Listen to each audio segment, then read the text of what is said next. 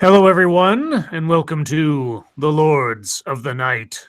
With me, as always, is the Lord of Pain, Ranting Monkey, Hello.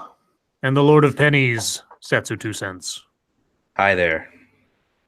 And I'm your host, Scribe, the Lord of Punishment. Hello, chat. Hello, everyone. Hope everyone is having a good week so far and a safe Tuesday, given the craziness of the world, but we'll get there shortly. Hello, Satsu. Hello, Monkey. How are you guys doing? How are you, Satsu? I am good. I'm eating, and it's delicious. That's great. Food is good. And how are you today, Monkey? I am surprisingly well. Yay! I have a little bit of pain in my left rib, guys, but otherwise, I would say I'm basically pain-free. I was trying to walk earlier. My legs still don't work quite how they're supposed to. But yeah, I'm having a pretty good day, and I'm sitting here dancing to some music. Yeah, it's been a good day. How you doing, Scribe? I am doing well. Today was thankfully a quiet day at work, and then came home, and everything was very peaceful here. I got some goodies I ordered for myself from Amazon, some cheap movies and things, because that's what I do from time to time. Mm. And I think that's all the big excitement, I suppose. I got stuff to talk about at YouTube time, but otherwise.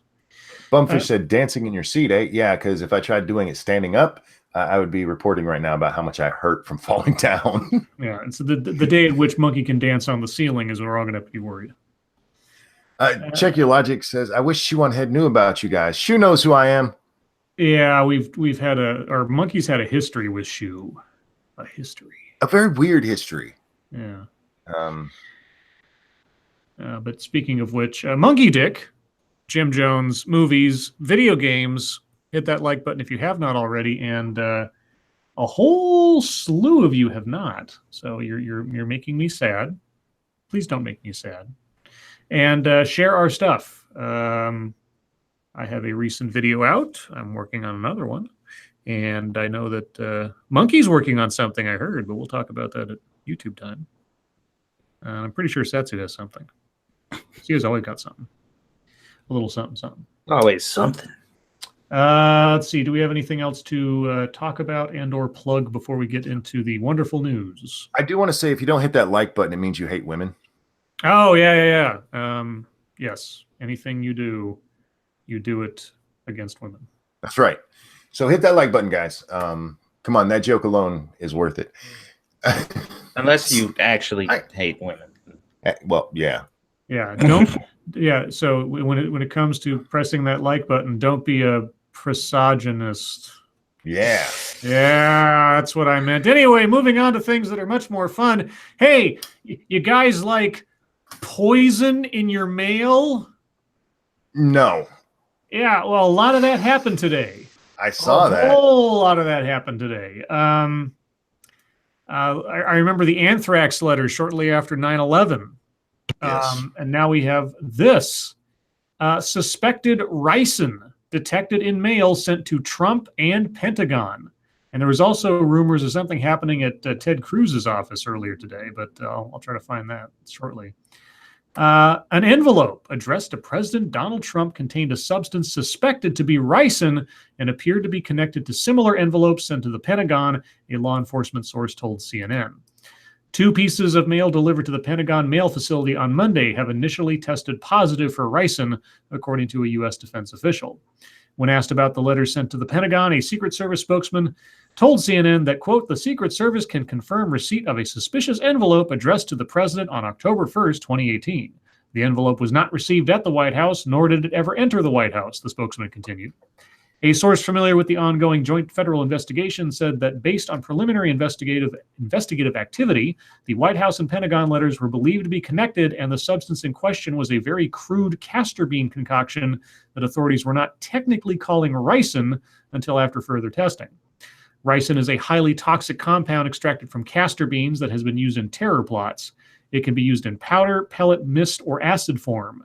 If ingested, it causes nausea, vomiting, and internal bleeding of the stomach and intestines, followed by failure of the liver, spleen, and kidneys, and death by collapse of the circulatory system. The 2 suspicious... Sounds like a nice weekend. Yeah, I think I remember, was it one of the Tokyo subway things or something where the Ryzen bomb was put off years ago? I think the leader of that cult just recently died or something. Anyway, the two suspicious envelopes sent to the Pentagon were addressed to Secretary of Defense James Mattis and to Chief of Naval Operations Admiral John Richardson. The mail facility is in a separate building on the grounds of the Pentagon, and the two pieces of mail that tested positive never entered the Pentagon building. All U.S. Postal Service mail received at the Pentagon mail screening facility on Monday is currently under quarantine and poses no threat to Pentagon personnel, according to Pentagon spokesperson Colonel Rob Manning. Let's see. The envelopes were taken by the FBI this morning for further analysis. The FBI issued a statement saying it has taken possession of two suspicious envelopes screened at the Pentagon, and they are undergoing more testing. So that's basically all we know right now. I have two questions. One, after 9/11, who the fuck thought this would work? And two, how do you get that hateful? You're insane, and you're insane. Well, that's my answer to those two questions. This is a horrible way to try to kill someone. If it worked, I mean, this isn't just like walking up and popping one in their head, which I don't support either. But this is torturing them to death. Jesus Christ. Why is my phone going off? I don't know. Lindsay C says, guys, I got a flash flood warning alert. Pray for me. Get to high ground, please. Lindsay? Yeah, be careful. Yeah. So that's being looked into, but that was big news today. Now, what was the Ted Cruz thing? I thought they'd mentioned that in here. Because there was something about there also being something. I thought Ted Cruz was one of the people that it happened to also. That's what I'm saying is that I don't see why they didn't mention it. Okay, here we go. Let's pull up this real quick. Excuse me. White powder mailed to Ted Cruz's office. Two people were rushed to the hospital Tuesday after being exposed to a white powdery substance in mail sent to Senator Ted Cruz's campaign office. The piece of mail was delivered to the Phoenix Tower office building on Southwest Freeway in Houston. The Houston Fire Department said the white powder tested negative for hazardous substances. Oh, okay, so they're probably taken to the hospital as a precaution.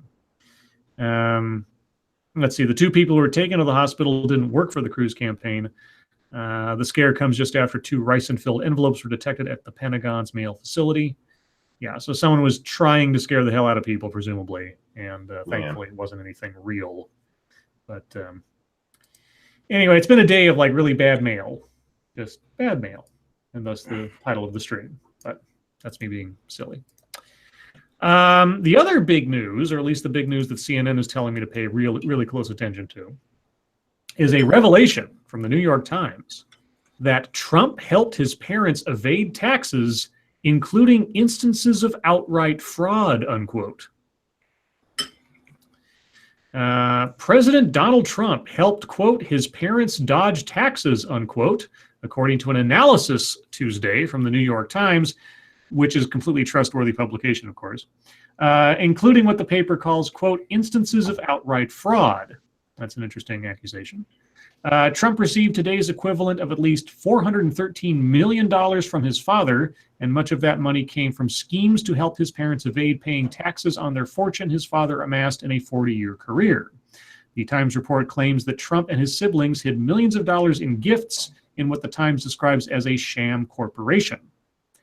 The story is based on months-long investigation that involved reviewing more than 100,000 pages of financial documents, interviews with Trump's father's business associates, and documents from public sources, mortgages and deeds, probate records, financial disclosure reports, regulatory records, and civil court files. Trump's parents, the paper says, citing tax records, gave over $1 billion to Trump and his siblings and paid $52.2 million in taxes on the money. However, the dollar amount could have required at least $550 million in taxes, according to the Times analysis. Could have required. Trump's taxes have been largely a mystery since he first ran for office. During the campaign, the then candidate broke with presidential election norms and refused to produce his tax returns for public review. That's because he's not legally required. It's just a tradition. And until you pass a law, he doesn't have to. They have remained private since he took office, and Trump has repeatedly said he's under audit by the IRS, which has been ongoing since at least 2016, according to the president. Being under audit by the IRS does not preclude someone from releasing their tax returns publicly. Let's see. Trump's lawyer, Charles Harder. That's an interesting name. Real quick, though. Thank you, Michael Caruza. This super Don't read it. I just saved your life. You're welcome. What just happened? I don't know, because Satsu's like trying to make me not read this person's super chat, which is a joke. But I just saved your life. No. You're censoring Michael Caruza. No, I am saving your life. Yeah. This super chat is laced in ricin. Enjoy. You're dead. Oh. See? Yeah. There you go. Yeah. I tried to save you. Well, I guess I will now bleed out of every orifice as I do the news. But that's only usually just my eyes. Ha ha. Oh my God. Trump's lawyer, Charles Harder, responded to the New York Times findings in a statement on Monday. Quote, the New York Times allegations of fraud and tax evasion are 100% false and highly defamatory, Harder said. There was no fraud or tax evasion by anyone. The facts upon which the Times based its false allegations are extremely inaccurate. Harder, the Times wrote, also said Trump, quote, had virtually no involvement whatsoever with these matters, adding that, quote, the affairs were handled by other Trump family members who were not experts themselves and therefore relied entirely upon the aforementioned licensed professionals to ensure full compliance with the law. Yeah, so I don't know. I guess the question is, was anything about this illegal? Because there's a whole bunch of tax loopholes and shelters and shit that people take advantage of to the rest of us mere mortals look like absolute cheating, but is it actually a crime? I don't know. I'm getting a lot of breaking up, and I'm sure it's me, but hopefully you guys can hear me. I would bet that this was all done legally. Yeah. Because like you said, there are loopholes for all of this shit. So yeah, I'm really curious on which basis they accuse him of fraud. I mean, maybe there is. I don't know, but nothing in that story pointed to something that was actually like, it is illegal to do X, and they did X. So until they show me that, I'm kind of like, sounds like hyperbole. Or hyperbole. We have a birthday. What? We have a birthday. Wait, we weren't born on the same day. If I could slap you, I would. Do you mean someone in the chat has a birthday for which they wish us to sing? Indeed. Okay. Well, first, thank you, Sanguine. Remember when the News did investigative journalism in a capacity other than naked opposition research for the DNC?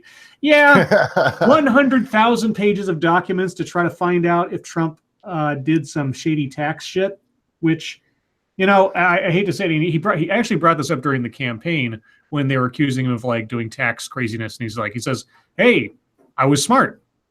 Yes, and it's that's true. It's true. I mean, if the tax laws allow you to not pay as much taxes as you normally would because you're following the loopholes, that's a flaw of the law, not a flaw of the person taking advantage of it.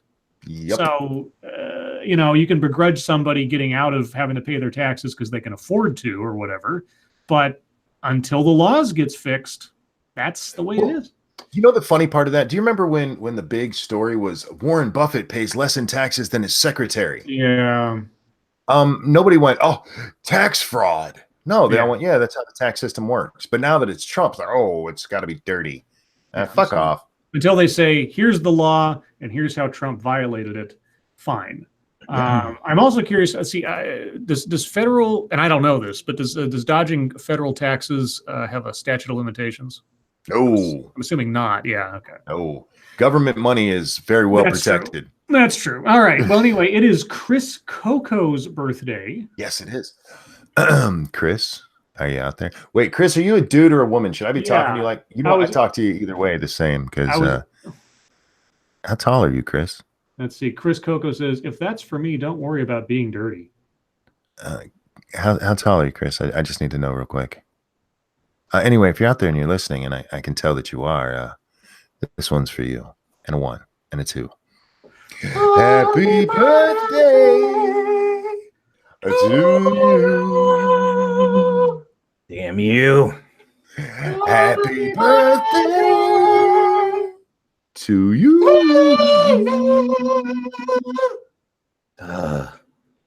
Happy birthday. Dear Chris Coco. You see what you've done? Happy birthday to you.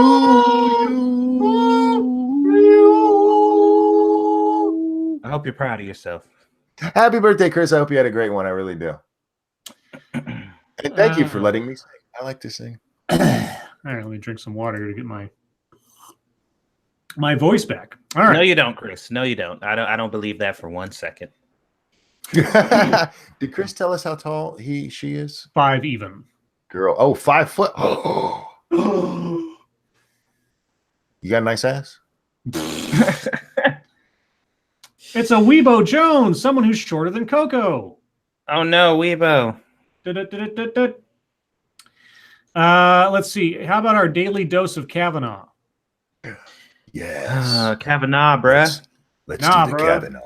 Kavanaugh. And Monkey has a rejoinder to this, but the news is Mitch McConnell says the FBI investigation will not be made public. Senate Majority Leader Mitch McConnell announced Tuesday that the supplemental FBI report on Supreme Court nominee Brett Kavanaugh will not be made publicly available. Quote, "We will get an FBI report soon. It will be made available to each senator, and only senators will be allowed to look at it. That's the way these reports are always handled. These background checks from the FBI to the Judiciary Committee, and we will be voting this week," McConnell said. Lindsey Graham, on the other hand, says FBI investigation should be made public and warns against the, quote, darkest side of politics. I personally want it released to the public. I want you to know what the FBI found, and let the facts speak for themselves, and I am ready to vote, Graham said Tuesday. Well, Mitch McConnell is the majority leader, so insofar as he's concerned, it will be kept private. But Monkey... I have no doubt this will be released. And I understand that McConnell wants to keep it private, but Ford wanted her stuff kept private. During the actual Kavanaugh confirmation hearing, there was stuff that was supposed to be kept private until, it was actually allowed to be talked about. But Democrats these days have no qualms about releasing stuff that's supposed to stay behind closed doors. And you know what? I'm with them on most of it. Release this shit because there's no reason not to. But the idea that this is going to stay hidden, no fucking way. No fucking way. Monkey said qualms. Fancy word. I'm fancy monkey. Fancy monkey. Oh, that's a different. After some of the shit I said last night, I feel like I should be fancy monkey tonight to make up for it. That might be a good idea. Do you have a top hat version of your ranting monkey logo? I don't, but I should. I really should get one. Yes, you need to make that Fancy happen. Monkey. Yeah, you should do like fashion videos. Nice. Yeah. Let's see. Wait, Lindsay C says, my mom and stepdad are taking us out to dinner of my choice. I'm thinking Cheesecake Factory. During a flash flood? Well, if there's one place to go, being that I am the king of Cheesecake Factory, go to Taco Bell. Visit my kingdom. Taco Bell. Thank you, Michael Caruso. Yes, the dark side of politics, not like drumming up sexual assault allegations, which is wholly and always justifiable. Yeah. Did you see McConnell on the Senate floor today? No. He was funny as fuck talking about what's going on with this because I don't know if you have this story, but the latest about Kavanaugh is that he might have thrown ice at somebody in a bar. Yeah, the bar fight thing. And they want the FBI to investigate him throwing ice in a bar. Yeah. Oh, Lindsay says no, Scribe, for my birthday tomorrow. Your birthday tomorrow? Lindsay, you better be here so I can sing. Lindsay, are you going to be here for the show tomorrow? Because if not, we could sing for you now. We could. You let us know. I'll keep Sorry, an eye out. Do it only do a it day half. early for you. Let's see. The other Trump news that I have. Ice skate. What? Somebody said Jean-Pierre ice says skate. ice skate is trending on Twitter. It is because it's fucking stupid. Let's see. Checkologic says she won't be here. Uh-oh. Thank you, Sanguine. The Dems won't release it since it'll show that they launched a witch hunt to smear a man. I think it needs to be released to try to mitigate the damage. Well, I won't say that I don't want to see it, but I'm curious to see if Mitch McConnell says no and then it gets leaked, what the fallout of that will be. That's what I'm more curious about on that score. But anyway, Lindsay would like us to sing.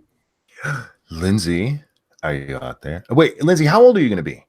Yeah, Monkey needs to know if you're legal, if he can talk to you dirty. Yeah, I got to know which voice to use. By the way, I was sitting upstairs having dinner, talking with my family, and I was like, wow, my voice sounds really good today. Jesus Christ.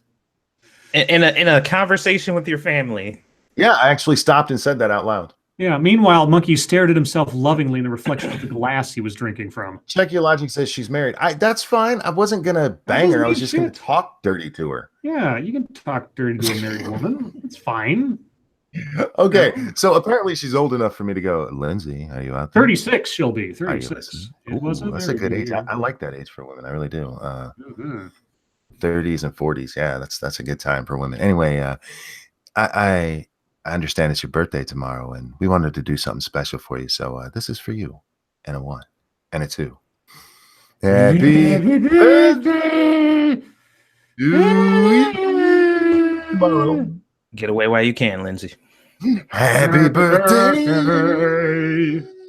to you tomorrow. Last chance to escape. Happy birthday, dear Lindsay. Well, Tomorrow. you're dead now, probably. So happy birthday to you tomorrow. Happy birthday. I hope you have a wonderful birthday. I really do. Birthdays should be fun, and I hope yours is. At the Cheesecake Factory. enjoy your birthday. Yes. At the expensive place I can't afford. Eat many a cheesecake.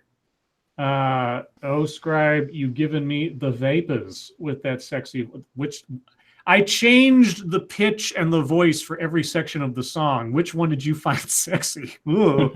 All of them. Wait, how's it going there, little girl? Jesus. Don't bring that dead. He just put on his pedo Dark Knight voice. Hey there, little missy. All right. We love you back, Lindsay. I really do hope you have a good birthday.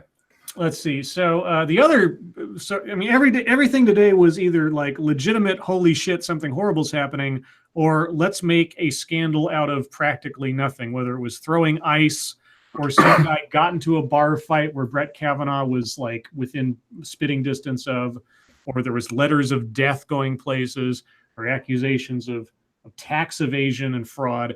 Also, Trump said, it's a very scary time for young men in America.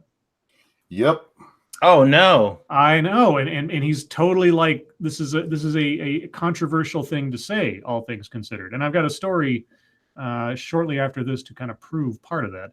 President Donald Trump on Tuesday said he believes the reaction to the allegations of sexual assault and other misconduct against Supreme Court nominee Brett Kavanaugh makes it, quote, a very scary time for young men in America, unquote. Well, it's not just that, CNN, but, you know, Trump might be referencing Brett Kavanaugh, but you, being a news source, might be able to look back at certain, I don't know, accusations of late that have been kind of out there, like Chris Hardwick, maybe, and Aziz Ansari, etc.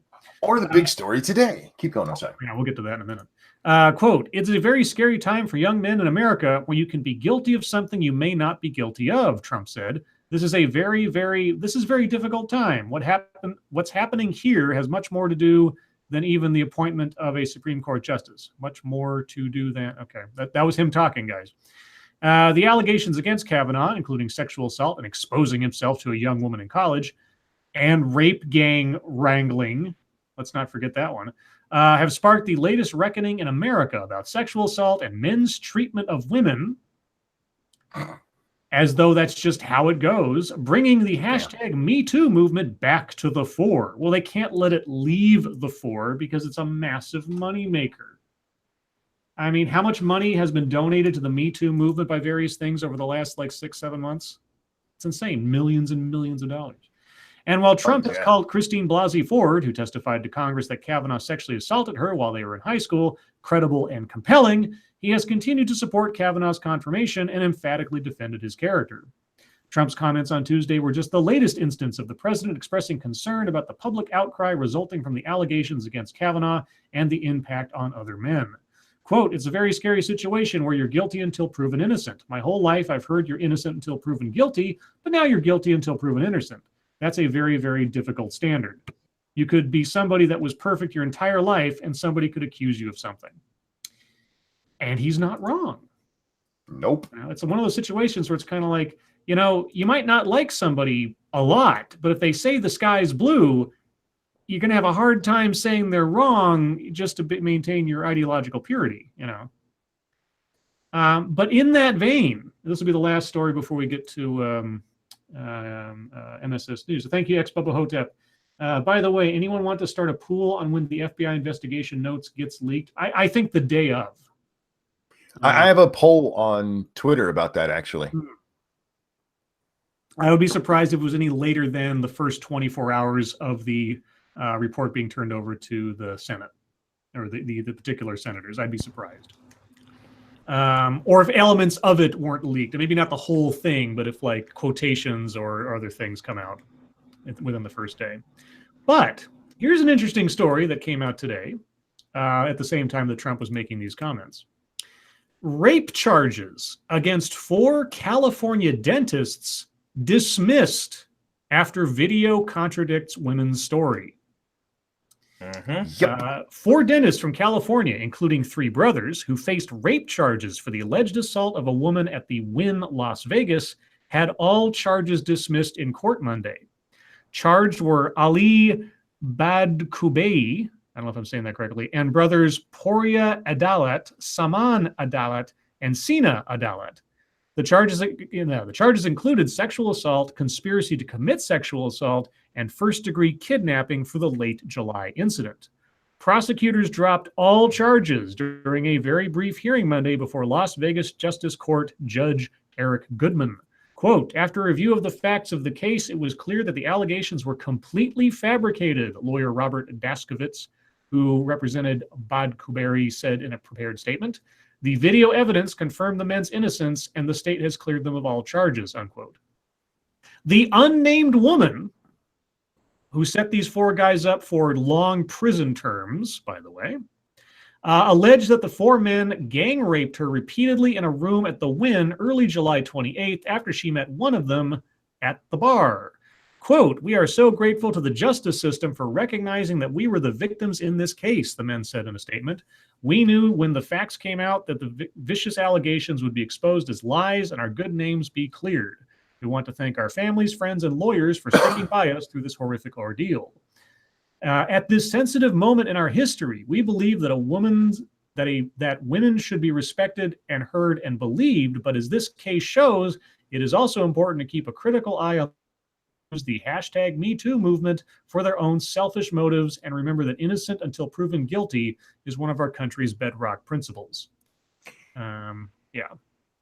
They still had to go with that stupid fucking, we believe it, fuck off. I know, real quick. Thank you, Sanguine. No, Scribe, he is just saying it is blue because it is the heteronormative man color, so he is trying to gender the sky. Duh. Oh. And since it is Mother Earth, he is saying men are above women. Damn, dude. What you did there. That's a creative convolution there. Good job. Hey, you got a promising career as an SJW. Yeah. Keep it up, man. Now, of course, this story says nothing about what is going to happen to the woman who made these Of course accusations. I assume nothing. Yeah, they're not even going to entertain it. Ain't it funny that didn't even come up? Like, well, I mean, this is just one story. Maybe there's another story somewhere where somebody asked these questions. But like Monkey said, the one thing that bothered me about the statement they made is that they, underline the importance of innocent until proven guilty, but they start out the paragraph by saying, "We believe that women should be respected and heard and believed." And believed. That part is like, okay, that's counterintuitive to what you're saying. It's women should be, yes, respected and heard, and their stories should be verified. Yep.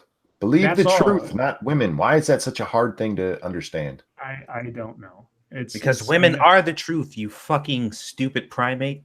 Oh, yes. Yes, I forgot. Now, I am glad that these guys were exonerated.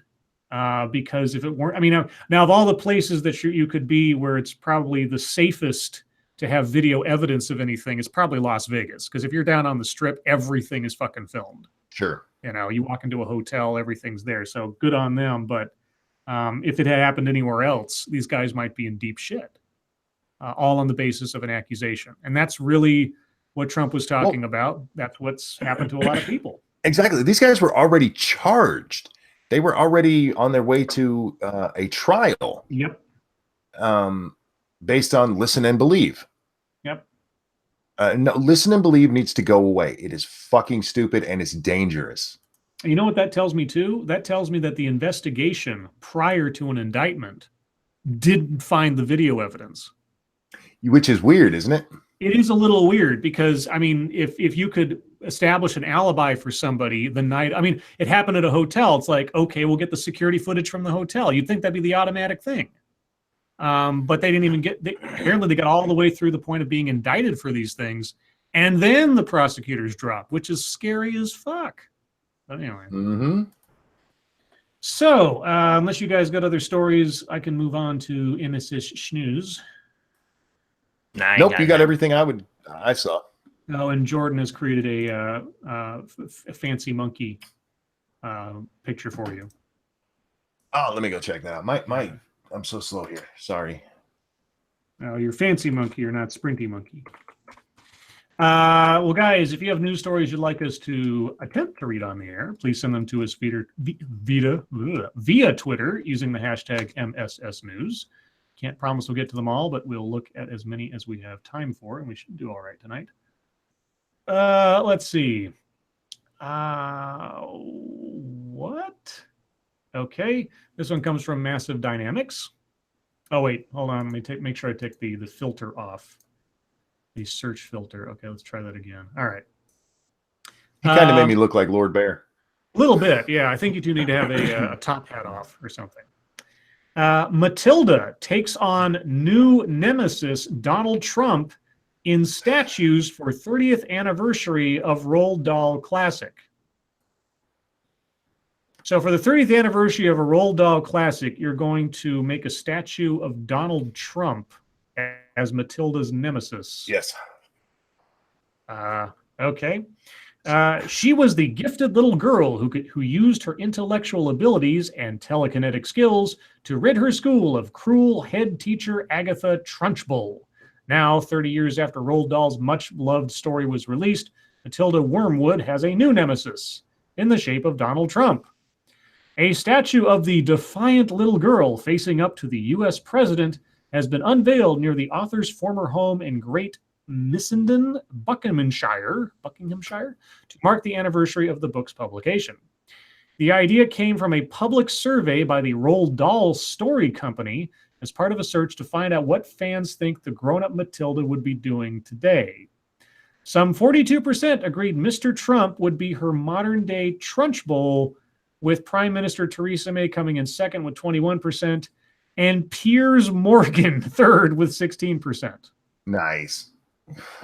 Bernie Hall from the Roald Dahl Story Company said, quote, Matilda demonstrates that it's possible for anyone, no matter how small and powerless they feel, to defeat the Trunchbulls in their own lives, a message that feels more relevant today than it did 30 years ago. It's fiction. It's also a timeless notion. It's not more relevant today than any other point. Do you know how fucking obsessed you have to be with somebody to dedicate enough time to build a statue of them, regardless of if you're like making a joke about it or not? You are still building it, like literally putting together a statue of a person. Like they are so on your mind. Like that would be flattering as fuck if I was Trump. Like, holy shit, that's so love nice. me. Well, it's one of those things where like somebody gets fuck Trump tattooed on their leg or something. Yeah, it's just like, holy, I am now permanently etched on your body. Yeah. Or the inside of their lip. Yeah, let's memorialize the focus of my ire on myself or in a statue form. It's like, okay, well, it's going to be there a lot longer than Trump's presidency, so congratulations, I guess. I actually saw a video on that where there was these two girls or whatever, and she had showed her friend that she got a fuck Trump tattoo, and she was like, you don't even have your husband's name on your body. Like, are you fucking serious? You just put this man's name on your. Now he is permanently etched on you, and your husband has to see that every time you get naked. Let's see. This one comes from Ayana. Now, this does not sound fun. Man shot dead in front of girlfriend after he gets bad feeling at a strip club. So his spider sense went off and he got shot. Sounds like. A man partying at a trendy Queens strip club fled when he sensed trouble early Monday, only to be hunted down and fatally shot by a group of masked thugs in front of his girlfriend. Holy shit. What the fuck? Jaquan Campbell, 25, was celebrating a birthday with his gal pal. His gal pal? It's a little odd. And about 15 other people at Angel Strip Club in the wee hours when he told his girlfriend, quote, "I feel like something bad is going to happen. Let's leave," according to law enforcement sources. The pair hopped into her black 2017 Lexus, and he was driving them on the Whitestone Expressway service road when a black BMW SUV suddenly slammed their car from behind several times. The assailants, who had a machine gun and police scanner with them, then opened fire on the Lexus. In an attempt to escape, Campbell sideswiped the BMW before zooming off into oncoming traffic. Then he pulled his banged-up vehicle into the parking lot of the College Point Multiplex Cinemas. Campbell, an ex-con who did 2 recent stints behind bars for burglary, was standing outside the Lexus surveying the damage to the car. I don't know why you'd do that, when 4 men in black ski masks jumped from the BMW. One of the suspects fired a gun at him several times. The attackers then pulled the man's girlfriend out of her car before fleeing in their own vehicle and the couple's Lexus. Both of the vehicles were later found nearby. Cops found the machine gun, police scanner, and a 9mm handgun near the shooter's SUV. The victim's car also contained firearms. What the fuck is this? Police sources said 2 female bystanders who were in a white BMW behind the Lexus on the expressway service road were nearly hit in the crossfire. Quote, "I saw 2 young ladies screaming, 'Help me, help me, help me move my car,'" witness Paulo Sanchez, 26, told the Post. What? And that's basically where the story ends. What the fuck? Yeah, that's weird. That's some movie shit right there. Yeah. I had a bad feeling, and then a group of masked guys with machine guns in a black SUV did a hit on him. What? Jesus. I bet he paid to have his girlfriend killed, and they just fucked it up. That. Well, I don't know. Anyway. Or she paid to have him killed. No, the whole bad feeling thing. The whole bad feeling thing tells me he knew something actually was coming. Intuition is a thing. Don't get me wrong. I believe in intuition, but that's usually based on things you look and see. There's nothing here that tells me he was seeing anything. He tried to kill that bitch. That would be something. This one comes from Sarah Plyer. If it will open, because I'm calling out to the UK apparently. CBS fires NCIS and Charmed producer Brad Kern for, quote, "sexually harassing women and making racist remarks," 3 weeks after his boss Les Moonves was fired for sexual misconduct. Let's see. A CBS producer and showrunner who has been the subject of 3 investigations into allegations he sexually harassed women on his set and made racist and misogynistic comments has been fired the network. I mean, have fired from the network, perhaps. But anyway, Brad Kern was terminated by CBS on Monday, 10 months after reporter Maureen Ryan began to detail the growing number of allegations that have been made against the producer of shows including NCIS New Orleans, Charmed, and Lois and Clark, The New Adventures of Superman. Quote, "We have ended Brad Kern's role as consulting producer on NCIS New Orleans and his overall deal with the studio," a spokesperson for CBS told The Hollywood Reporter. A number of people said they believe Kern would still be with CBS. Excuse me. A number of people said they believe Kern would still be with CBS is not for the... How about if not for the exit, not is not for the exit of former chairman and good friend Les Moonves. This is the domino effect, said one former NCIS New Orleans employee. Quote, I hope all the networks take a much closer look at who they give power to and how those people treat their employees and pay serious attention to who gets propped up and protected, even if they harass people or behave inappropriately. So Les Moonves would be the Harvey Weinstein equivalent in the TV world. Yeah. After basically. a fashion. So, yeah. And they're not wrong. The dominoes begin to fall again. You take a shot at the king and you hit him, everybody's vulnerable. So the difference here is it is a direct line. Yes. With Harvey, just everybody started coming out of the woodwork pointing at everyone else, but this is a direct line in employment. Yeah, employment and relationship. Let's see. Oh, we've got a couple from Colleen Bernier. Which one do we want to do? We talked about that one the other day. Let's do this one. This one comes from senior staff reporter and chief Florida correspondent Colleen Bernier, and I picked it primarily because it deals with women's butts. Beauty fans are painting their bums like Halloween pumpkins, and people don't know what to make of it.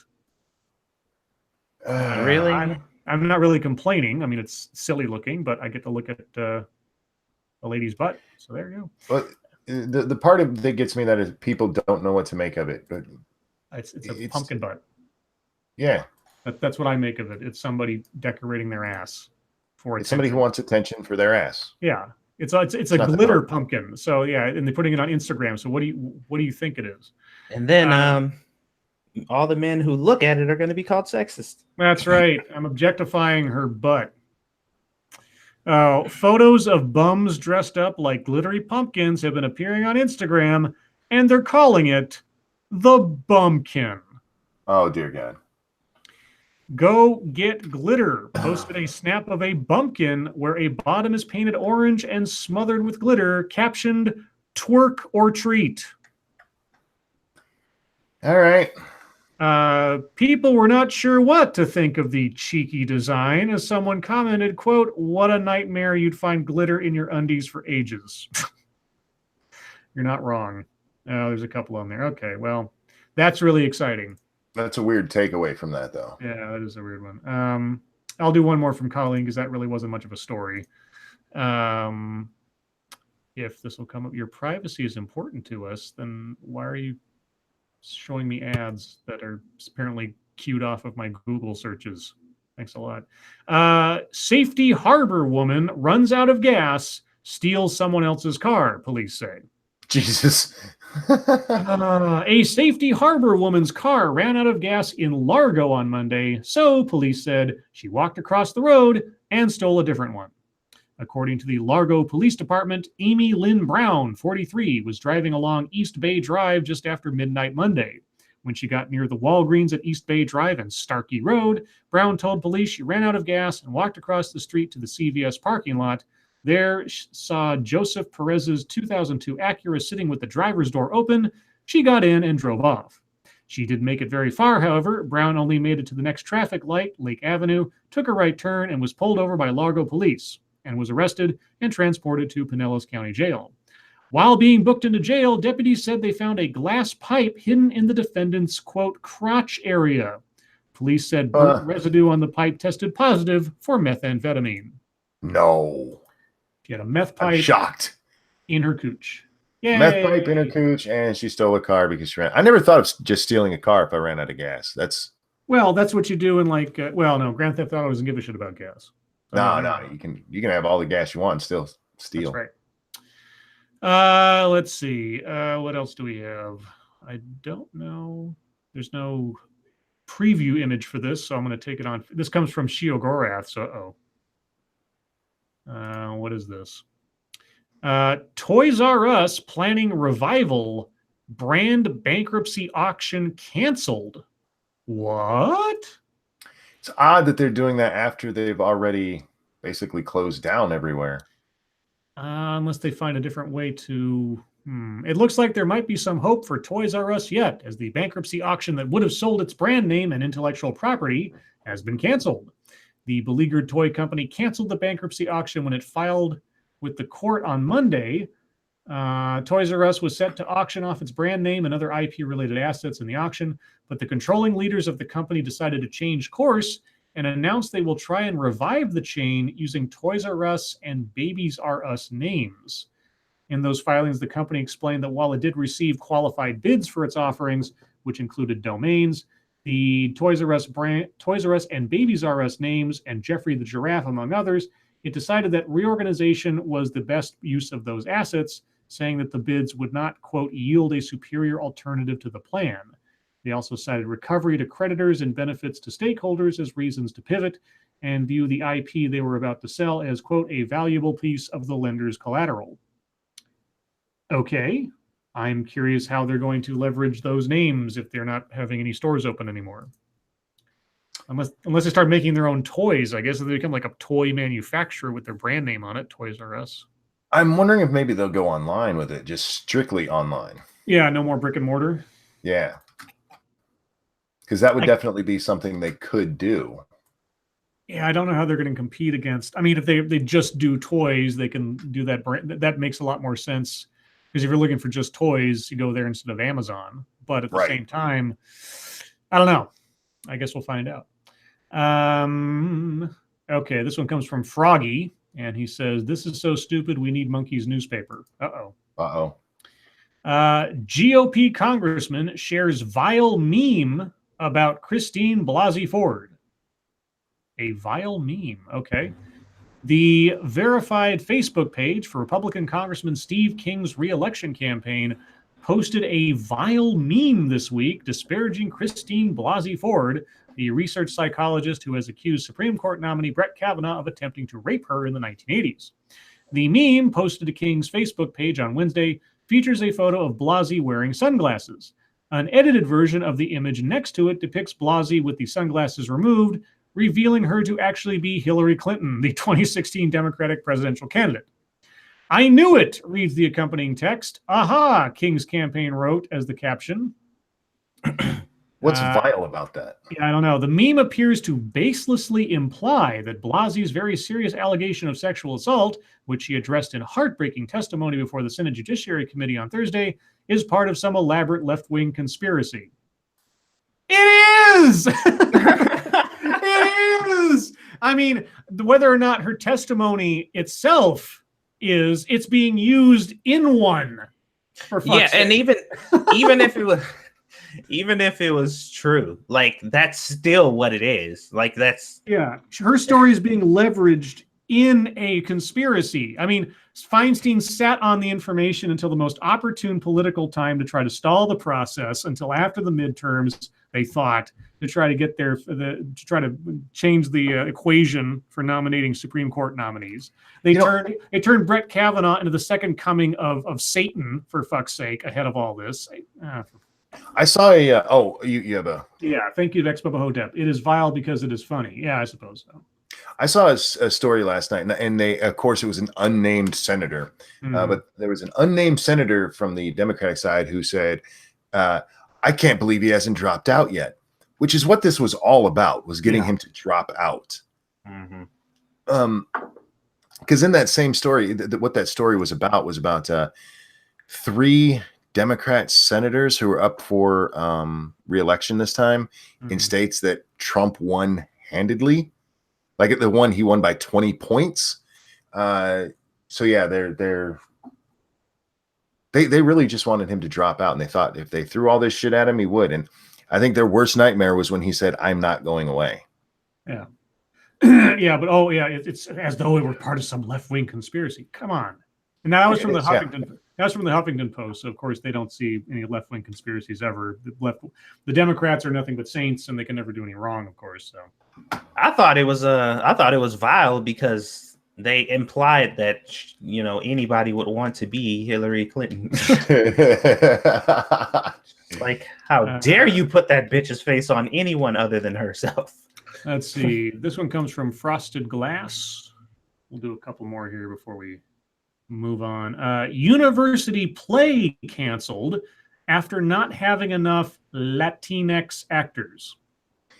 Oh, for fuck's sake. Oh, I see. Okay. Kent State University canceled a production of West Side Story after students complained that the school assigned none of the major roles to Latinx students.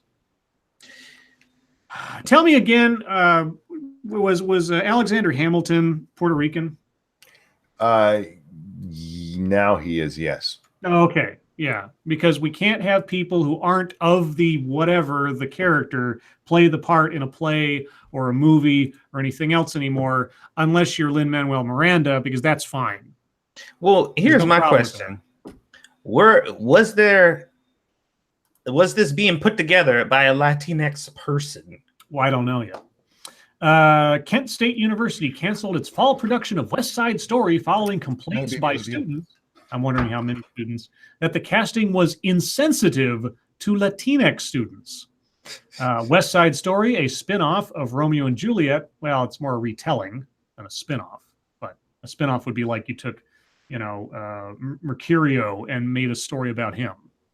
Yeah. But anyway, I'm being nitpicky. A spin-off of Romeo and Juliet involving Polish American and Puerto Rican street gangs has a large number of Puerto Rican lead characters. Some students say Kent State School of Theater and Dance should have given those roles to Latino and Latina students, according to Kent Wired. What? Wait, Latino and Latina? No, it's just Latinx now. We don't need the two.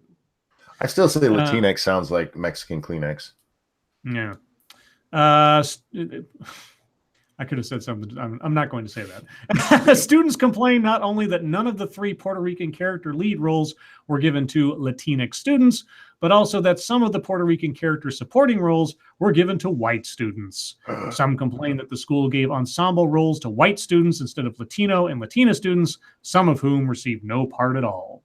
Kent State theater major and Latinx in theater president Viviana Cardenas auditioned for a lead role and was disappointed to find out that it was ultimately given to an African-American student. Quote, "It's more than just getting a role," she told Kent Wired. "I don't get to tell other people's stories because of the color of my skin, but yet when there's this story that is about people of cultures like me, about people of color like me, and that gets taken away from me, that was the most heartbreaking." I think the professors who made the decision wanted the best for the show, and that's why they what they considered, and that's it, Cardenas added. I think there are more things that need to be considered than just that. No, yes, who's the best actor? That should. Thank you, Sanguine. I am just waiting for a period piece to have Hamilton in it and people to kick off because he is played by a white dude. Yeah, that would be funny. How dare you have Alexander Hamilton as a white man?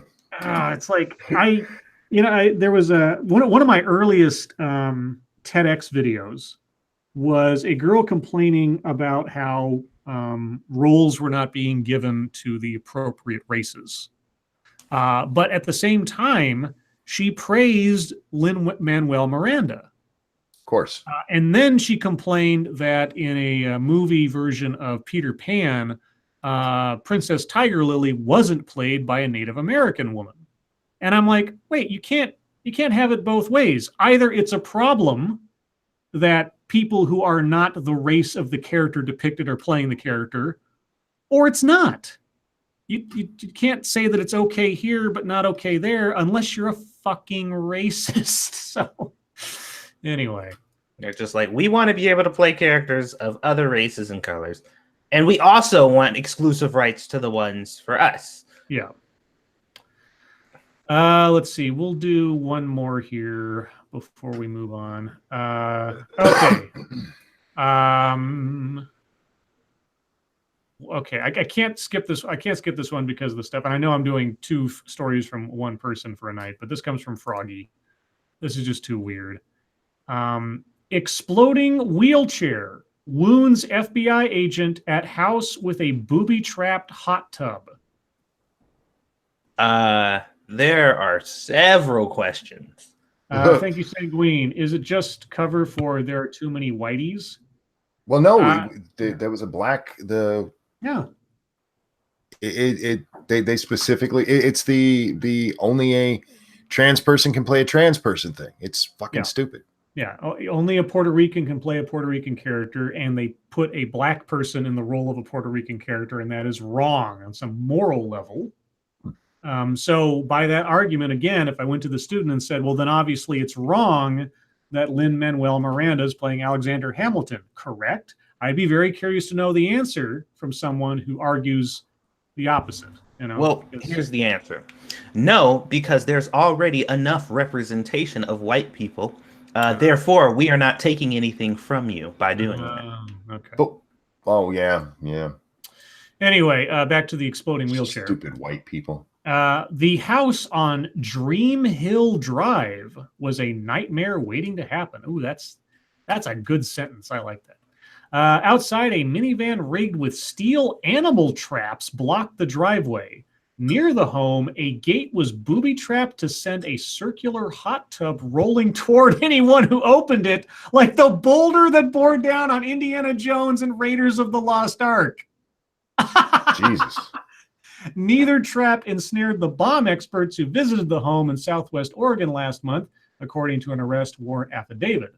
But the team ran into trouble inside, where someone nudged a wheelchair, triggering a loud explosion that sent shotgun pellets flying. Holy shit. I'm hit, yelled one of the experts, an FBI agent, according to the affidavit, part of a federal lawsuit against the home's previous owner, Gregory Lee Rodvelt.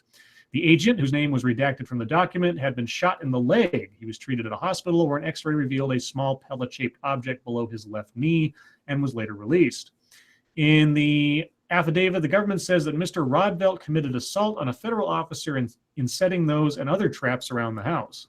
Mr. Rodvelt, 67, had been arrested in Arizona in 2017 and charged with unlawful possession of explosives, but he was released in August after he was ordered by a judge to surrender the Oregon house, according to the affidavit. He was released because... What? Okay. Later that month, a lawyer assigned to clean and sell the house arrived to find a sign outside that warned, quote, "This property is protected by improvised devices." Jesus. Okay. At the lawyer's request, the FBI bomb expert and 3 state bomb technicians arrived to inspect the house around 9 a.m. on September 7th, when they found the minivan and the hot tub, as well as a rat trap in the garage, according to the affidavit. The rat trap was not set, but had it been, it would have discharged a shotgun shell when the garage door was opened. Jesus. This guy's nuts. Where is he? I'm jumping down a bit. Later that day, an FBI agent tracked down Mr. Rodvelt outside an Albertsons grocery store in Surprise, Arizona. Surprise! And interviewed him about the Oregon house. Mr. Rodvelt told the agent about the hot tub trap, which he compared to the stone rolling down in the Indiana Jones movie. The next day, September 8th, the authorities arrested Mr. Rodvelt and executed a search warrant on the property. Mr. Rodvelt, who remains in custody in Arizona, could not be reached on Tuesday, and it was not immediately clear whether he had a lawyer. The agent who was shot is back to work, an FBI spokeswoman said. That guy tried to be a criminal mastermind supervillain. And he almost, I mean, depending on which way that shotgun shell went, he could have done something horrible, but more horrible. Yeah, he's lucky that dude only got shot in the leg. But a rolling hot tub as a trap? Okay. Yeah, he's inventive. I'll give him that. Yeah.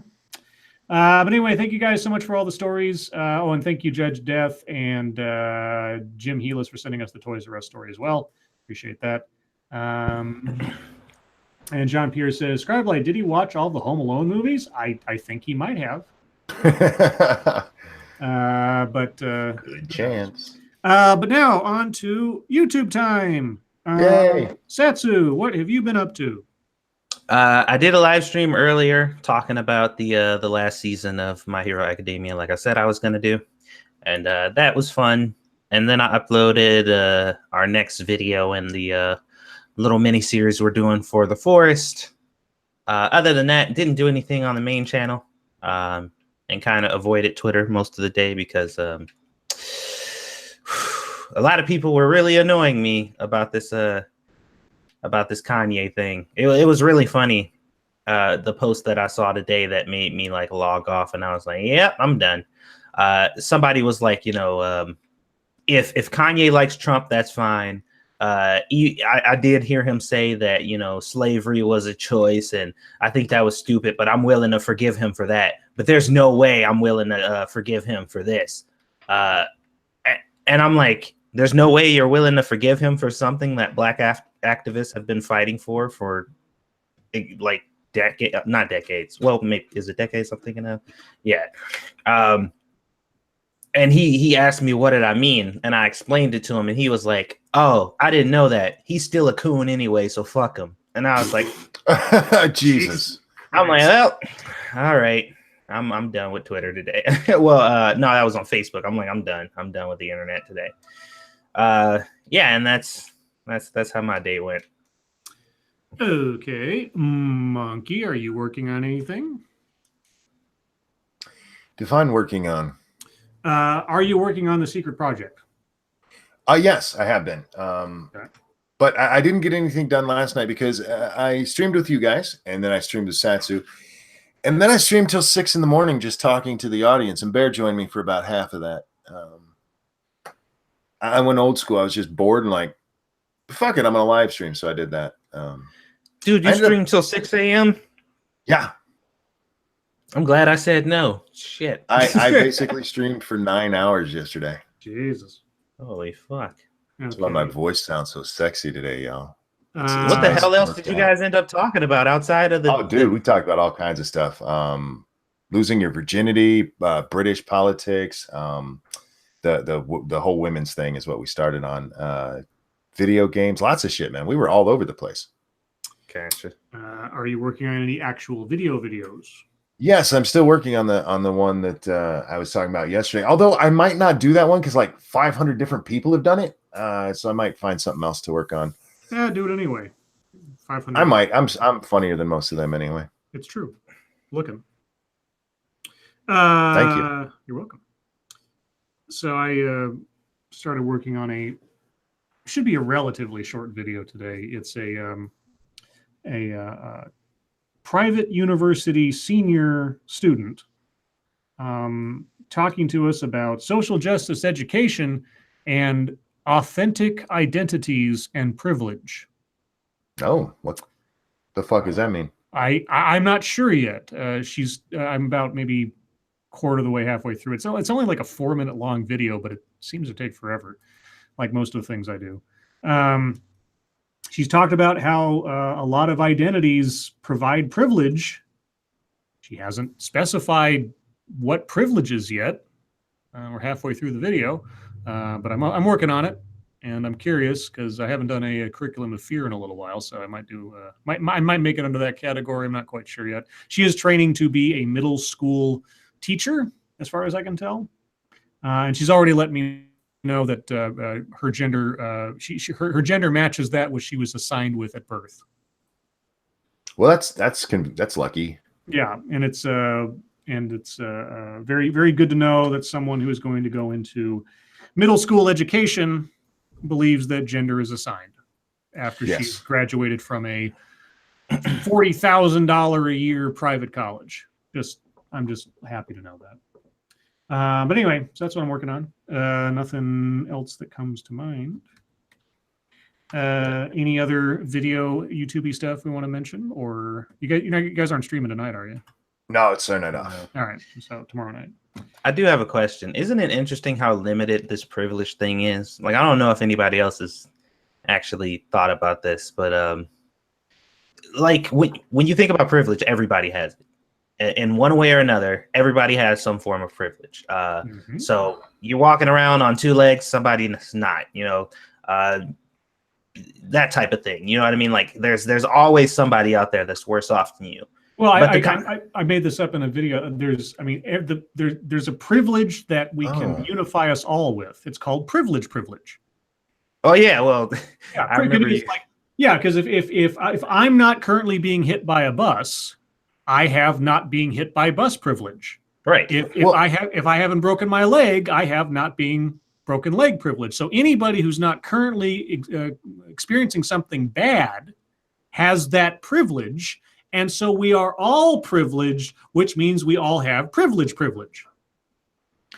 Privilege is nonsense. I understand what both of you guys. I understand what both of you guys are saying, but I think my favorite thing I saw in this was Jordan Peterson talking about it, about how everybody just goes around finding their oppression so they can look at somebody who doesn't have that oppression, and that's a privilege thing. It's fucking nonsense.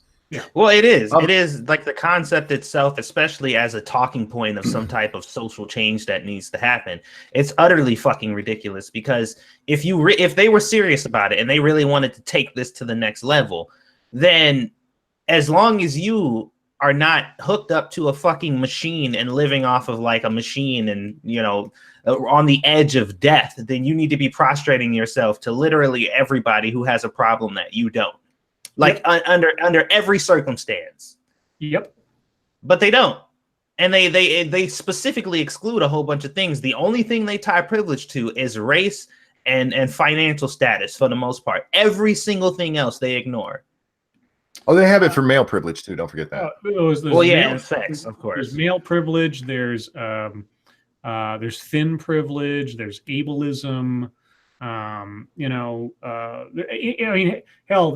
diversity privilege or something I heard the other day. It's just, and by saying that, to a point, I haven't heard anything from anyone actually when you say, what is the privilege? Like, what is the benefit of this?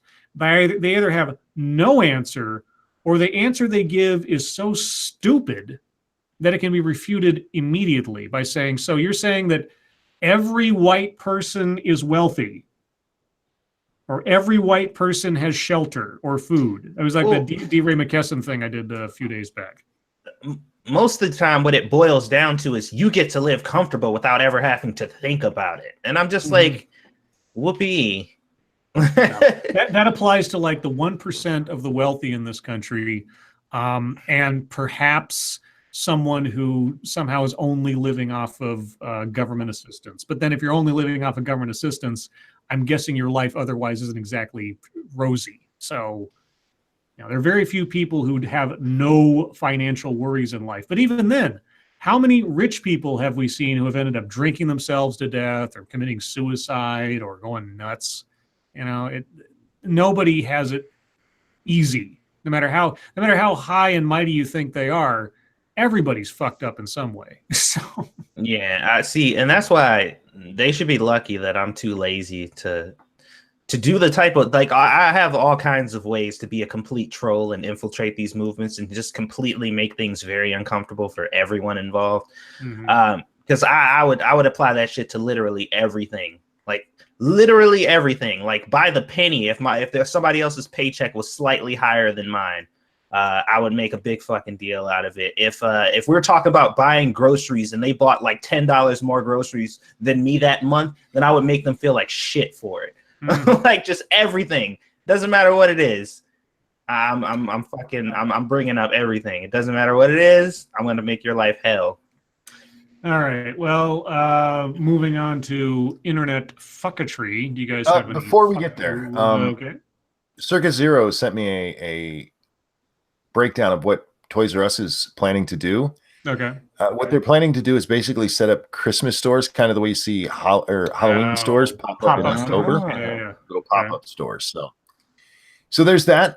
Getting that out there. I got lots. I don't know, lots of fuckatry. I have fuckatry. Do you guys have fuckatry?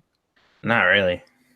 Let me double check my thing, because I always talk about stuff during the course of the day at work, and then I forget about it because I'm working. And then I'll just give this one. So this one came from Ezra Klein today on Twitter. This is Ezra Klein, for those of you that don't know, is the founder of Vox.com, as well as being a commentator and sometimes show host on MSNBC. This is from his Twitter today. Quote, "Does anyone actually think that reporters who don't work on the op-ed page don't have opinions of their own? I don't believe in objective journalism, but if you do believe in it, the theory isn't that reporters only develop views once they get a bylined column." And I said, after reading many a Vox article, I truly believe you don't believe in objective journalism. But then, as Fox News has proven, blurring the line between journalism and sensationalism is indeed very profitable. Well, this came up because of I think it was the New York Times used a op-ed columnist to do research on the Kavanaugh thing? So the Associated Press reported the New York Times says it shouldn't have assigned a writer who criticized Brett Kavanaugh on social media to its news story about the Supreme Court nominee's alleged involvement in a bar fight in 1985. Yeah, the ice capades.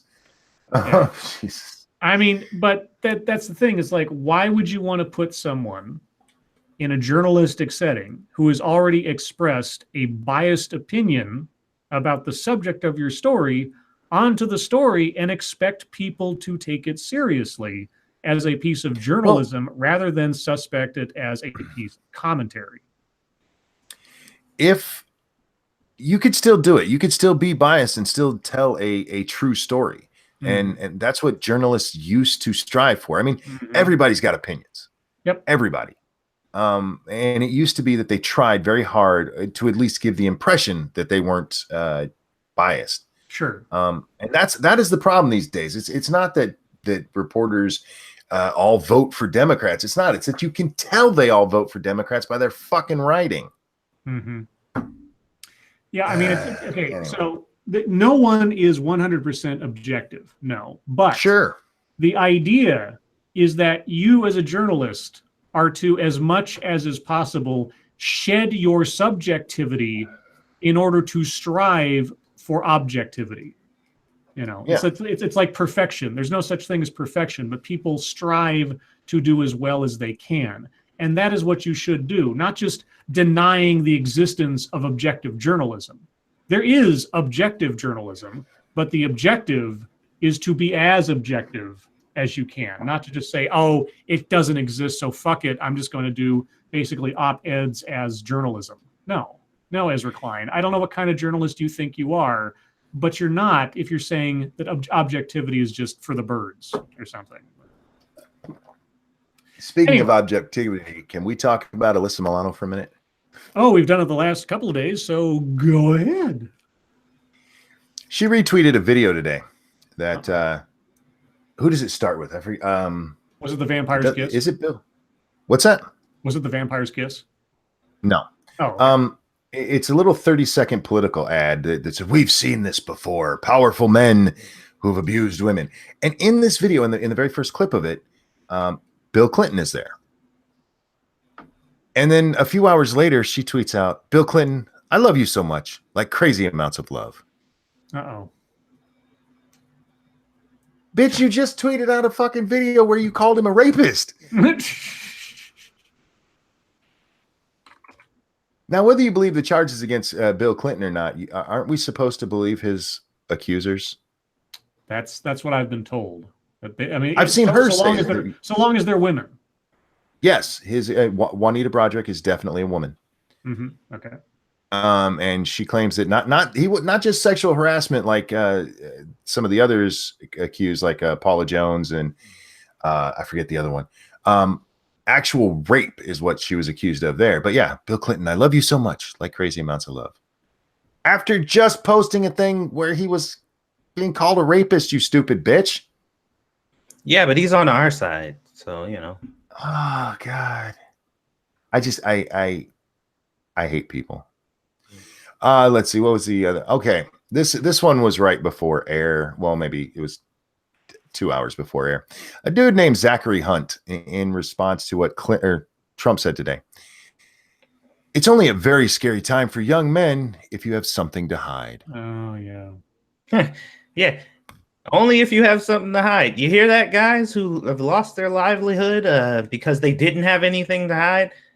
If you didn't have anything to hide, you wouldn't have lost your life. But what about those 4 dentists that we just talked about? Well, now, Zachary Hunt, who is he again?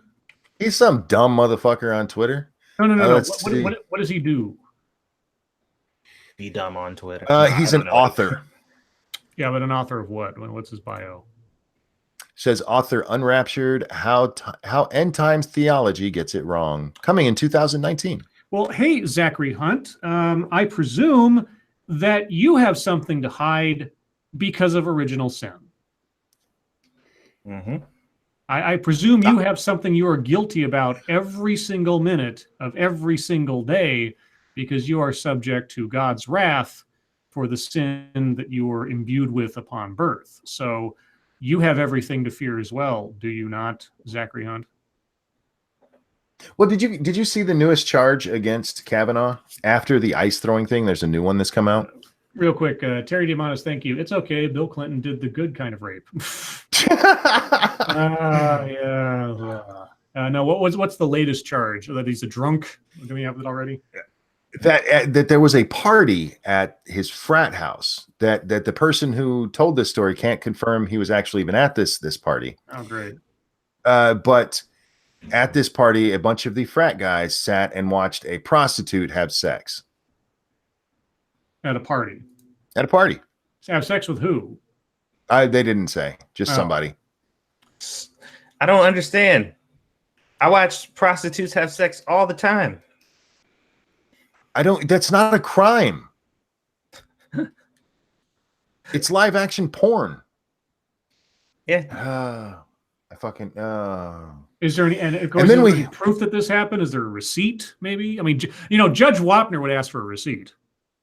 No, there's just claims, and supposedly the guy who wrote this anonymous letter says he knows somebody that was there. He knows someone that was there through an anonymous letter.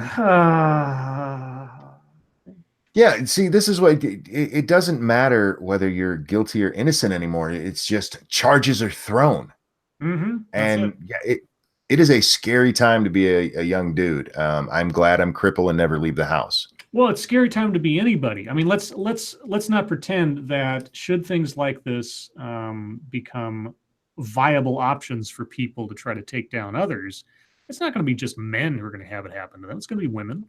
Once you show the power of just the accusation as evidence is all you need.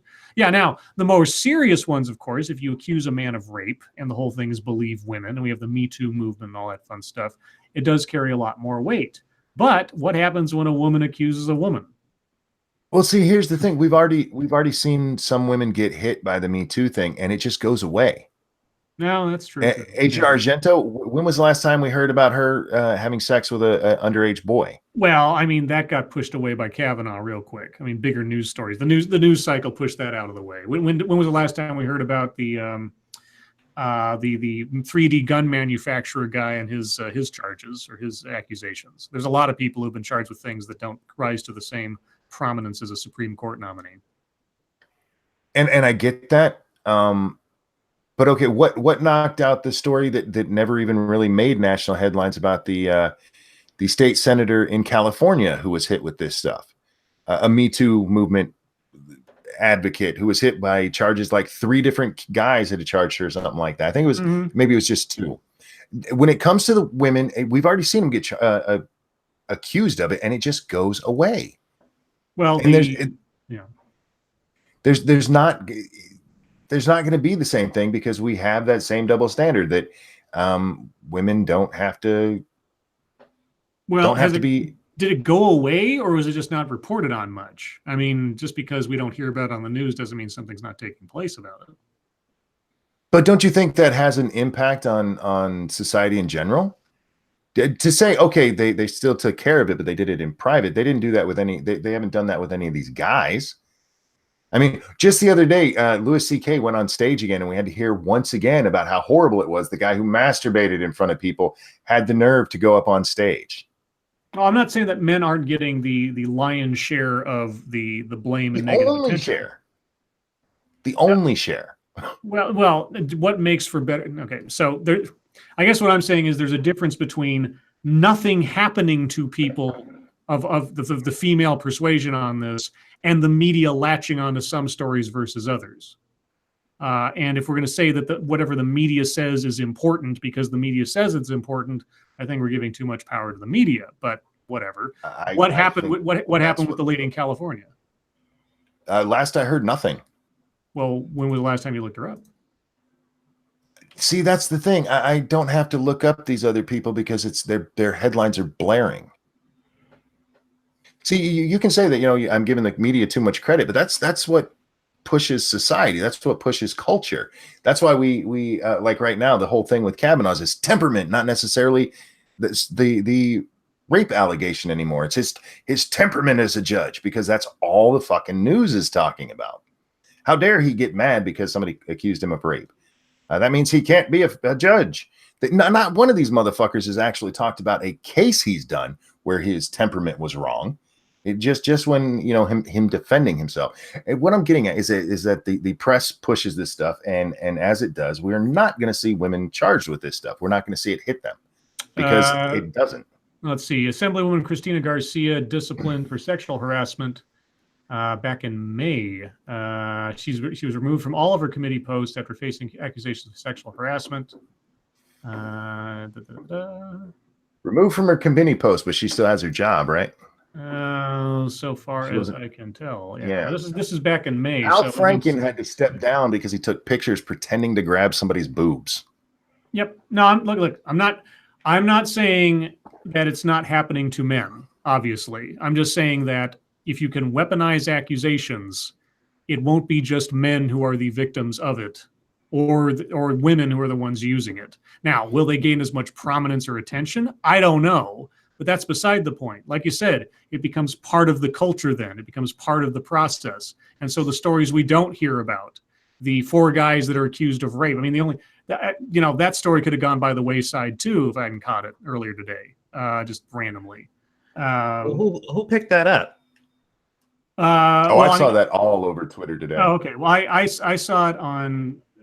It was like a side link on something I was looking at. I didn't even see it prominent somewhere. It might have been elsewhere. I mean, I was at work, but I'm not happy that we have seemingly returned to a culture of McCarthyism. It's not the Red Scare, but the Me Too movement is effectively a new kind of Red Scare. And it's like, and like whatever you say else about Trump, he's not wrong. And that's a very scary time for young men, or just men in general, because anything that can be construed as some kind of indiscretion. And I'm not saying that all men are innocent, but at the same time, not all men are guilty just because they're men, which is what the fucking media is implying lately. Like men's treatment of women as though there's only one brand of treatment from men to women or something. Ugh. Now, on this, I want to be, especially with that, that's a great segue. What I woke up to this morning, I want to talk about that real quick. Unfortunately, the person who posted this didn't link it or anything, and they actually blacked out everybody's name, so you can't really see where it was. But a woman posted somewhere, I've had consensual sex and regretted it later. I thought I wanted to do it, made a mistake, wasn't rape at all. Mm-hmm. And there's 2 responses that the guy posted with this. The first one says, no, if you regret it, then you did not fully 100% consent, and that is rape. And the next one says, you may not want to admit you were raped because it's very traumatic, but you were raped. Wow. Yeah. Yeah. And no, it's not a scary time to be a man. You have women trying to convince another woman she was raped because she decided that the sex wasn't the right thing to do later. Yeah. It is a very scary time to be a man. Yeah, and how many and the girl in this case declared that, I regretted sex, but it wasn't rape. You don't know how many other more impressionable girls are going to be convinced by peer pressure or just ideology to turn around and say that it was, and you've got like an Emma Solkowitz thing going on, or a Jackie UVA case again. What's really crazy though is these people who are supposedly against rape, right? They are supposedly against this thing that's really bad, are super gung-ho to include as many women in it as possible. Oh, yeah, because absolutely, yeah, you were definitely raped. We need you to be raped. So like we need that to be the result because we could use that. So any uncomfortable situation with a male or whatever, we hate rape, but if it's even close, if you got to question it, it's rape. Because we need as many people as we can. Well, that was what happened with the guy from Mike.com. I read this story today where all the evidence that came out about him being fired from his job had more to do with the fact that the women alleging things against him, the things they described were basically him being a bad boyfriend. Yeah. Like he wasn't paying enough attention to them. He only seemed to want them for booty calls and things like that. And somehow that equated to him having committed sexual assault of some kind. But the only accusation that could conceivably have risen to sexual assault is that one of the, I think, 4 women claimed that during sex he had choked her. And he said, that didn't happen, or something like it. If it happened, it was consensual, because you don't do that unless you have some kind of understanding or whatever. But other than that, everything else described was him like not calling them enough or not paying the kind of attention to them that they wanted or whatever, and therefore he's a villain and therefore he needs to get fired. Yeah. So the metric by which someone can be held to account for offending women is going lower and lower by the day. And yeah, it's really scary. Thank you, Terry, being honest. I regret my previous super chat. Scribe is now a thief. Oh shit, son. You got me. Somebody pointed out to me that those 2 responses came from the same person. Oh, they did? Yes, but it's still the thought. What? And we've heard about this before. We've been talking about regret is not rape for years, as long as I've been on YouTube, at least. But yeah, I mean, oh God. Aren't you glad you're already married? Yes. Do you fear for your son? I do. I really do. Yeah. Because you can have consensual sex with somebody in these days. If they decide later that it was a bad idea, you're a rapist. Or at least you're a rapist until you can prove you're not a rapist. Prove you're not. Oh my God, that whole fucking thing. Well, yeah, but we also have the idea that if you're drinking with somebody and you both had the same amount of alcohol and you have sex with them, the man is the rapist, because women can't be trusted with alcohol.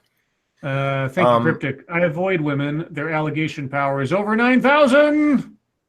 Yes, indeed. Faux show.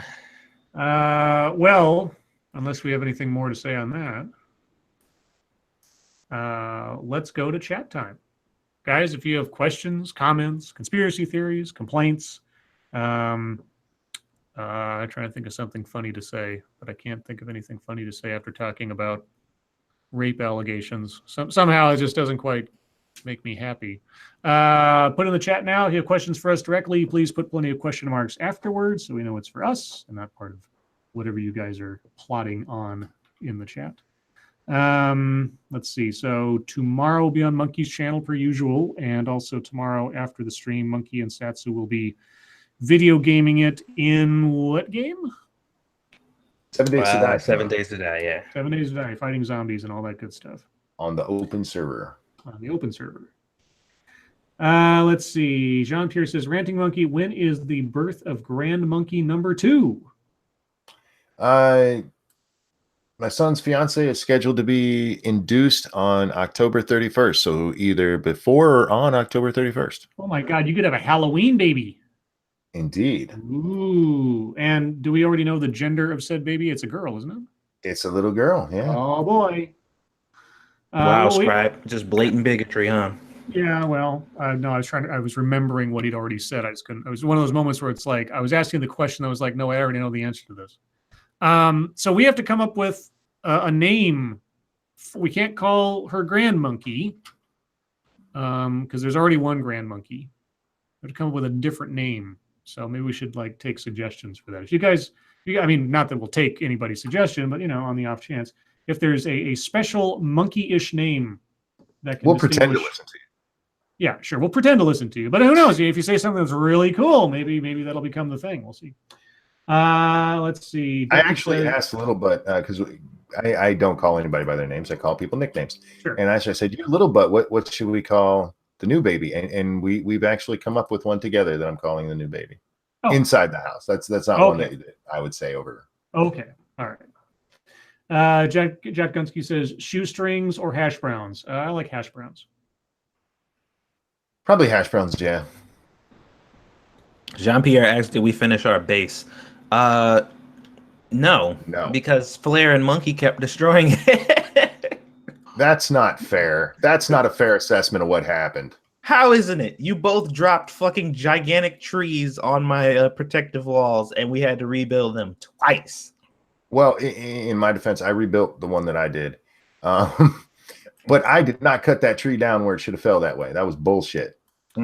Well, what I found out in that game is whatever side of the tree you're on, if you cut it, it will fall the other way. Period. I know that. But it didn't do that. It actually fell crooked from where I was. That's because you're crippled. You gotta adjust for that.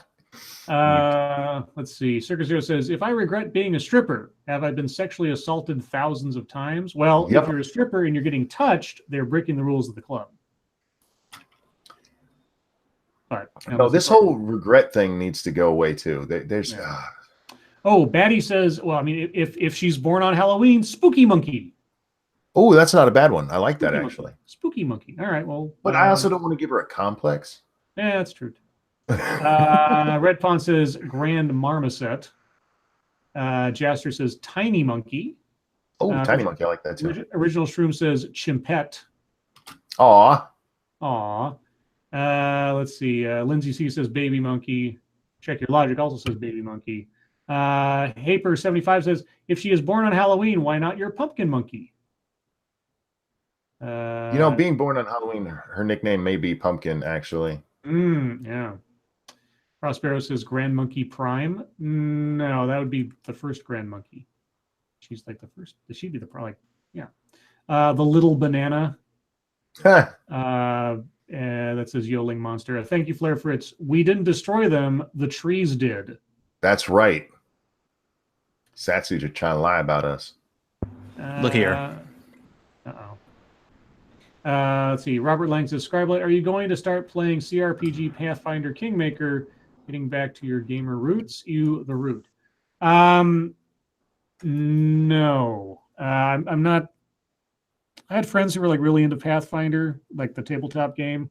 I've never really gotten into it, so nah.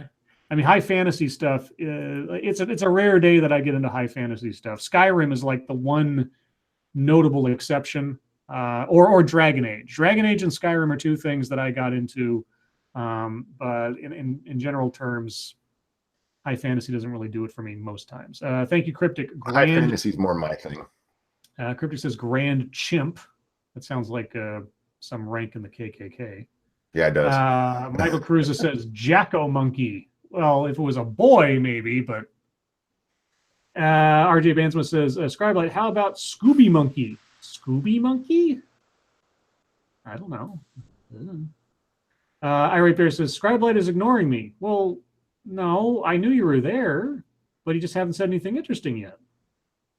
Oh, snap. I mean, you got to contribute. Everybody else is like saying interesting things. Just your presence is enough. Yeah, I don't know. 2 years on, the bar is a little higher for you. You got to, just being here is just. He said he's above super chat. Sugar says, why is. Oh, wait, I got to read this first. Why is the Lone Ranger called Lone if he always has his Indian friend Tonto with him? Because he's not part of a larger ranger group.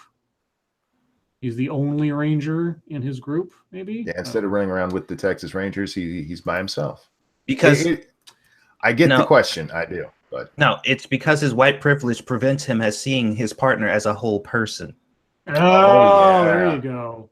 That's right. Yeah, through that mask of his, which is black, by the way, which is cultural appropriation from raccoons. Mm-hmm. Let's the cooniest of the coons. Irate says shade from a nerd. Oh. Well, you know what? The fact that I can throw shade says something about you. Oh. We got a program on the show tonight. We're going to end the kill stream. Irate Bear says, "Careful, Scribe. It's not rape if it's male on male." I don't know what kind of laws you.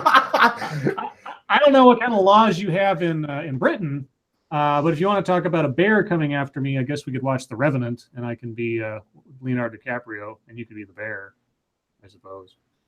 Let's see. Haper75 says, "Favorite piece of Fallout lore."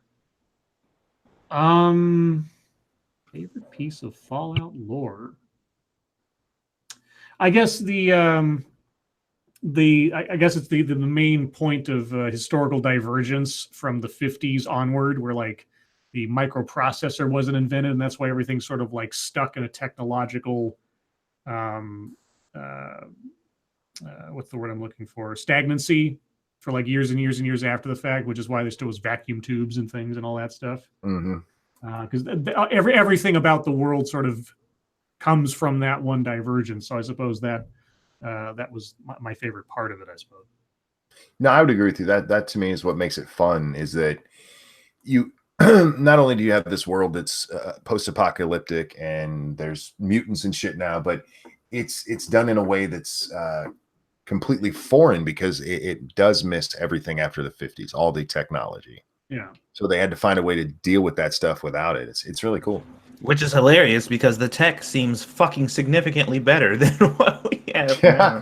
Yeah. The other, I guess the other part, well, I mean, it is, you know, decades and decades in the future from the 50s and us as well before the whole bombs drop. But I guess the other thing that I like is that there's this undercurrent of the supernatural in all the games. It's not focused on all that much, but like there's some Lovecraftian elements woven into the different games through the Dunwich borers and things like that. And I kind of like that it's not a big focus of the game, but I like that it's there just because I'm a Lovecraft freakazoid. Let's see. Ebony Williams says, who would you want to play you in a musical about your life? Oh, well, Lin-Manuel Miranda. Meatloaf. Ah, there you go. Monkey. I'm not Monkey. Satsu. It was my turn to mix up names. His would be Rihanna.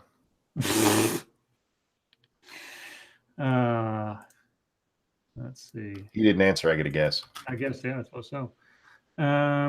Let's see. Jen T Maxi says nickname idea: Baby Banana Monkey. I like Spooky Monkey. Spooky Monkey, I like so far. Like I said, my only problem with that is I don't want to give the poor kid a. Or Chimpet. Chimpet also works. Let's see. Circus Zero says if a monkey fells a tree in the forest, do a Satsu yell at him? He did last night. Yeah. Only when it falls all over my hard work. Unless you build act it like back I didn't help. You act like you were the only one building that.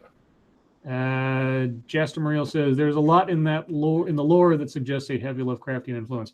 Well, I mean, it's like the most explicit things are kind of off to the side or in some, you know, entries in places, but like in Fallout 4 Dunwich borers, if you go down to the bottom of the excavation and find the face of the statue in the pit and everything, and the special machete and all that kind of thing. Oh yeah. Yeah, I remember that. That shit was awesome. Let's see. Jean-Pierre says, why is Ryan Johnson blaming Russian bots trolls for the failure of The Last Jedi? Save face.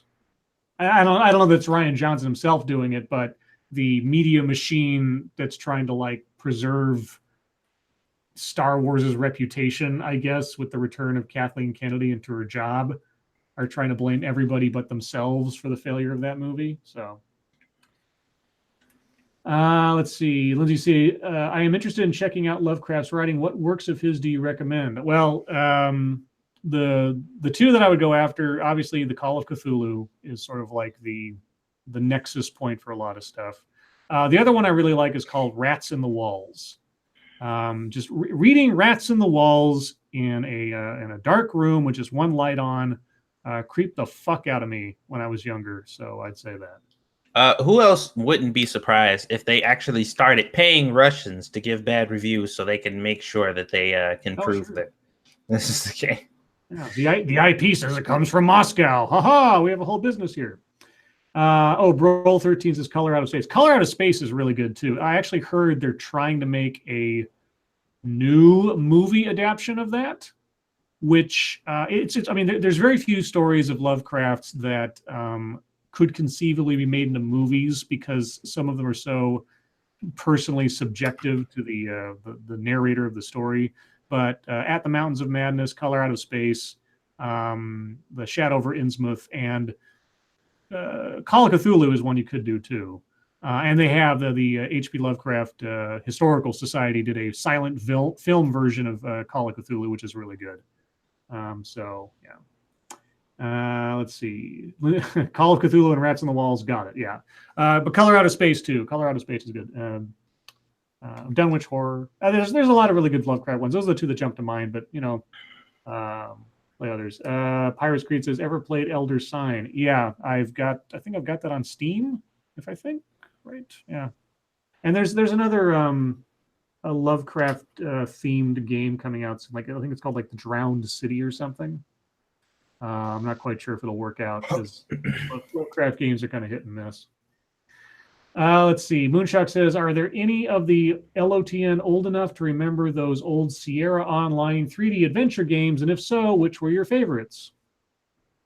Oh, are you talking about things like King's Quest and Space Quest in those? I assume so. Probably King's Quest was my favorite. I like the high fantasy thing. I remember Sierra Online. I'm having a hard time thinking about exactly which one. It's like I can see the logo in my mind, but I'm trying to remember like what games I ever played of theirs. I'm sure I did. I think they might, although they might have been like console games, like on Genesis or something. Let's see. Lindsay C says, yes, Drowned City. I saw some of the gameplay. Looks interesting. Yeah, it looks interesting. I'm just wary about Lovecraft as games because, like I say, it's kind of hit and miss. Let's see. Irie Bear says, insomnia, pain in my neck and back. Am I turning into Ranting Monkey? I think you'd know it. I think you'd know it. What else?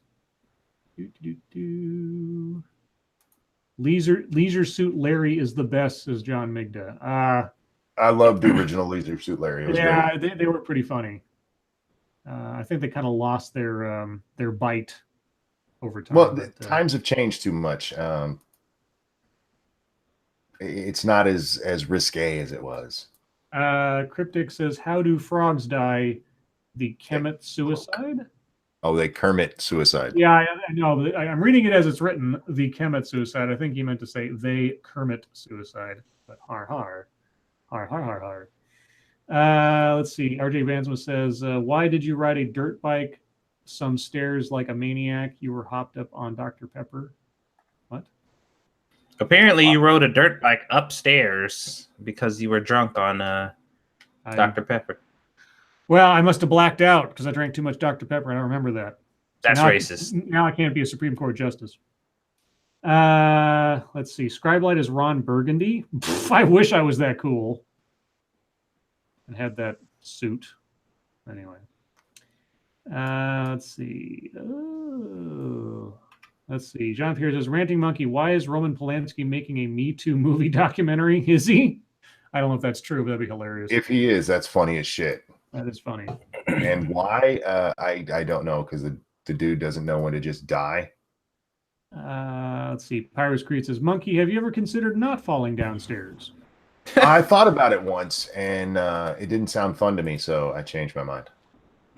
Irate Bear is threatening to come on Cryptic. Oh. Now Irate Bear, Bukkake, and applying that to Cryptic is racist. Just saying. Bukkake. Let's see. Check Your Logic says, Scribe Light, you're one of the coolest guys I've come across on YouTube. Oh, if only He watches you knew like me. 2 channels. Cryptic, will glass coffins be a success? Remains to be seen. Well played. Ebony Williams says, Scribe Light, how shocked are people when they find out you're a Dom? Well, I haven't told that story like to someone who didn't know it about it recently, but in ye olden days, when I would tell people the story about how I was the president of the bondage club in college, they decidedly didn't believe me because I look about as square as they. I mean, well, maybe these days they would believe it, but back then I was, sneakers and jeans and a t-shirt, and I wasn't having what would people imagine when they think, or at least what they did when they think of like BDSM freakazoids or something, is that they've got like weird haircuts or tattoos or piercings or wear like leather pants all day or something. I looked like nothing like that. I looked like your average nerd down the street kind of thing. So I kind of enjoyed the shock value, I suppose, to a certain degree. Justin Muriel says, Scribe wears leather pants, y'all. I have a pair of pleather pants that don't fit me anymore somewhere, but no, I don't wear leather pants. Jess Muriel says, Scribe, did you all come up with a name for us? No, I guess not. I mean, we don't really like say, hey, nation, or anything at the beginning of the show. I could say, hey, Empire. I vote Or for whatever. fuckers. Hey, fuckers. I actually kind of like the way you said that, Scribe. Hey, fuckers. Was it kind of say it like how Freddy Krueger would? It was like, hey, bitch, Yeah. you know, that kind of thing. Hey, fuckers. Let's see. Jean Pierre says, Scribe, why didn't Indiana want Marion to look at the Ark? Because her face would melt off. You saw what happened to the Nazis. Now how he knew not to look at the Ark, I'm kind of fuzzy on. Because it's Was that part of the prophecy? seeing what God doesn't want you to see. Yeah, I suppose. Maybe there was some mention of that early on in the movie when they were talking about the legends of it. But either way, yeah, that's why. He didn't want Marion's face to melt off so he could marry her 40 years later in a really bad movie. Terry Diamond says, Scribe, just call yourself a male feminist and people will believe you abuse women. Yeah. Yeah. How about knights, says John Migda. Oh, John, we had a long litany of suggestions of what to classify our audience as last week or the week before or whatever. We had everything from peasants to fiefdom to empire to knights to lordettes or something, or serfs and all that kind of thing. I don't know. I don't know if we'll ever settle on something. It's probably more fun just to keep Scribe's harem, says Stargazer Nuts. Yeah, I'm straight. So a lot of the audience wouldn't fall in my Why Scribe get a harem? Why not me and Satsu? You guys are married. So, well, yeah, a lot of people who had harems were married to him. That you. And Irie Bear says women do deserve to be abused, though. Wow. Depends on the woman. Okay, well, I guess we know where to go when we need a fall guy. Irie Bear. Let's see. RJ Banzo says, Scribe, can I bond you to a car's fender? You'd be a fender bender. What? What? So what is this about a dirt bike and getting drunk? Because when I think of someone being on a bender, they're like, a drunkard or something. I don't. Was that some kind of inside joke I wasn't present for? I have no idea. Waffles? Archie likes to say weird stuff to us. I guess so. Tartanus says Knights of the Knee. Well, that'd be copyright infringement on Monty Python. Michael Cruz says Scribe knights would be cool and historically accurate. Were there female knights? I assume there might have been, but I don't. Could a woman become a knight? No. A woman can become whatever she wants. Scribe. Well, Joan of Arc was kind of like a knight, I guess. I don't know. I'm sure Joan of Arc. But they set her on fire. Dude, yeah, I'm sure somebody's going to tell me that there were actually female knights of some kind in the past. There was a game on PSP called Joan of Arc, and it was basically kind of like in the Final Fantasy Tactics style of gameplay, and that shit was excellent. I don't know why I just remember that game out of nowhere, but it was a fucking really good game. Let's see. Yeah. Backscan says, for all three of you, what are your favorite horror movies, old and new? Well, yeah, we do have a Halloween. We'll probably have to do a horror movie review again this year. My favorite is still probably the original Nightmare. Just because it was such a weird, freaky movie and kind of fucked me up as a kid. Yeah, and it's still relatively effective, just the way that it was done. Like Wes Craven really did well with that. I think, the original Nightmare, John Carpenter's The Thing, something more recent. Because modern day horror movies are pretty much garbage for the most part. Oculus. It's not my favorite horror movie per se, but it's one of the more recent ones that actually was pretty sort of leaned on the old atmosphere versus gore thing for the most part. So if you haven't seen Oculus, give it a shot. Satsu? I don't know, man. The only movie I can think of, like right off the top of my head, is the remake of Dawn of the Dead. But I don't remember liking it because it was good. Mhm. I just remember liking it because I watched it so much that I knew it like word for word. And I'm just like, I have fond memories of this movie, but I don't remember it particularly being great. Yeah, no, I prefer the original Romero trilogy over any of the remakes. Even the remake of Night of the Living Dead that he was involved with back in the 90s. Yeah, Night of the Living Dead, Dawn of the Dead, and Day of the Dead, I think, are still by themselves. You don't really need any more zombie movies after those three, in my opinion, but whatever. Michael Cruza, thank you. 100 likes on the stream. Yes, we have hit the 100 mark and now gone 101. Thank you, guys. Even though there's 171 of you watching. But hey, whatever. Hit that like button, y'all. Let's see. Circus Zero says, Knights and Ladies were the titles of those days. Scribe Light, Lady of the Court was the closest to the knight title. Aha. Well, I don't want to start giving people ranks because the only thing I could signify that with would be a wrench, and I don't want to go down that road. Let's see. Grisella says, horror movies, any video from everyday feminism. Har. Let's see.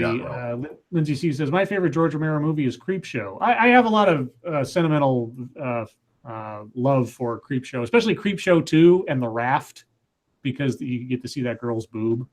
It's great. Yeah. Let's see. All right, Bear says, Scribe Light, you're a BDSM guy. How do you feel about water bondage? Water bondage? You mean like tying somebody up and putting them in water? You're gonna have to be more specific with that because, despite the fact that I was president of the bondage club, I'm not actually versed in every kind of kink.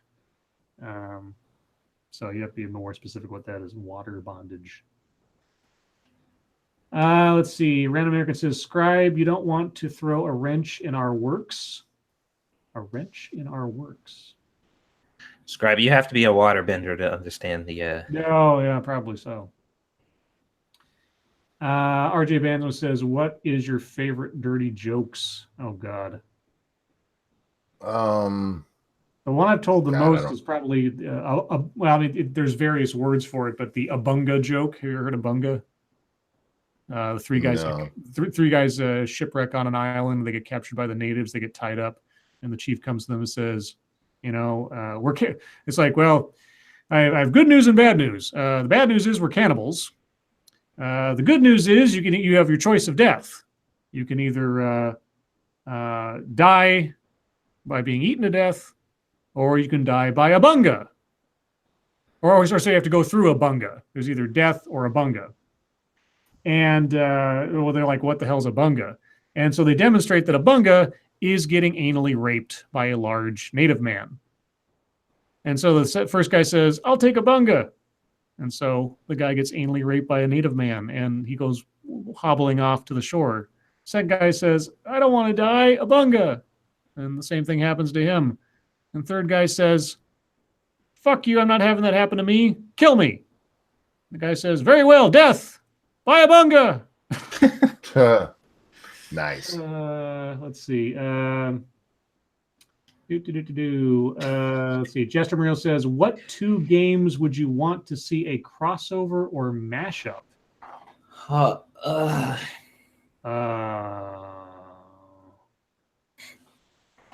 Mega Man and Sonic. Just because, I guess. I don't know. Let's see. NASCAR racing and Mario Kart. Oh, yeah. Resident Evil and God damn it, Dead Rising. In all seriousness, Dying Light and 7 Days to Die. If they mash those up right, that would be the greatest game ever. Interesting. Todd Packer says, anybody like the movie Stir of Echoes? Yes, Kevin Bacon. I like it, but it was definitely overshadowed by Sixth Sense, which came out at around the same time. Oh, you know what, Monkey? Ark in the Forest. Oh, that could be fun too, yeah. Yeah. Jordan 250 says, Mass Effect and 7 Days to Die. Open world space zombies. Yeah. That would be weird. That would be strange. What are your thoughts on David Lynch? Says Lindsay C. I think he's a great film director because of his G-rated film, The Straight Story, which is based on a true story. Now, David Lynch making a G-rated film, yes, it did happen, and it's actually a very sweet movie. So if you have a chance to find The Straight Story, watch that. Otherwise, Lost Highway fucked with my head. Eraserhead fucked with my head. Blue Velvet, Dennis Hopper was insane. Just about anything. Oh, and Mulholland Drive. God, that concert scene with the I think she's the Spanish singer or whatever. So weird. So weird. You guys watch David Lynch films at all? If I have, I didn't notice. Yeah. Yeah, I mean, They're an acquired taste, let's say. John Pierce says, thoughts on Fievel Goes West, an unnecessary movie. The first American Tail was great. They didn't need to make another one. that movie was dumb as fuck. Well, you just obviously weren't an 80s kid. The first one was great. The second one was stupid as shit. I thought you were saying that American Tail was dumb as fuck. Oh, no. Wait a second. The movie in question was stupid as hell. If you want to see something akin to American Tail but shorter, and I think you can find it on YouTube, Banjo the Woodpile Cat. What? I think it's a musical. I think it was done by the same guy, Don Bluth. And it was one of me and my sister's favorite little cartoons when we were kids. It's great. It's got some good songs and some. Scatman Crothers is one of the voices in that cartoon. It's great. What the fuck is a woodpile cat? Well, he's a cat that lived in the woodpile. Why? Because that's where he lived. He was kind of like a little slightly wild cat. And then he, grabbed onto a truck that went into the city, and he was a country cat. He ended up in the city and got had an adventure with the city cats and folk and things. Anyway, is that to find out? What do we got? 3 minutes to go, guys. Let's see. Ebony Williams, Scribe, have you ever read Heart of Darkness by Joseph Conrad? Yes, I read it in college, but I'd seen Apocalypse Now long before I read it in college, so I kind of already knew the gist of it. Great story either way. What else? Harlow's Marvel's Scribelight's favorite sci-fi movie or TV show not current. Well, TV show, Twilight Zone, maybe. We're talking not current. Movie, sci-fi movie.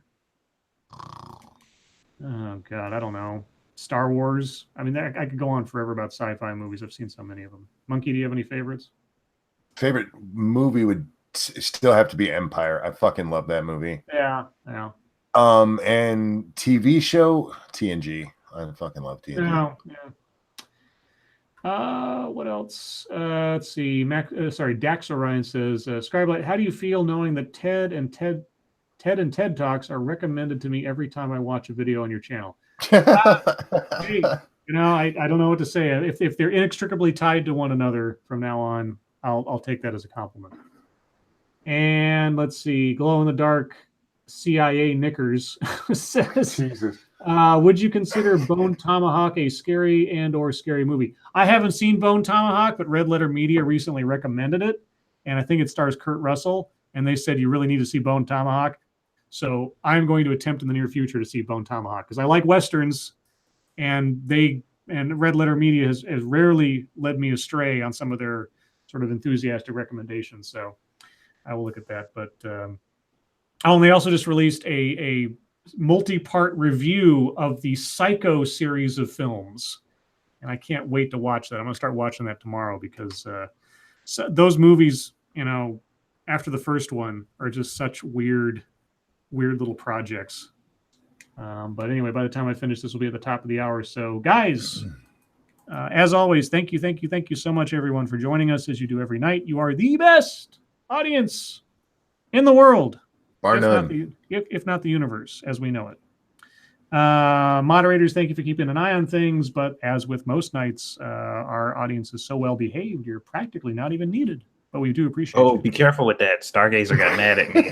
Oh, time I said that. I said, but you are still appreciated. Yeah, but still. And, Depends everyone, on how you say it. yes, and everyone who donated tonight, thank you again so much for your generosity. I really do appreciate it. My Dr. Pepper supply will never go dry, thanks to you. And remember, guys, tomorrow night, Monkey's channel per usual, and after that, of course, will be 7 Days to Die tomorrow night. But otherwise, I don't think there's anything else to plug or mention, is there? No, I don't think so. All right.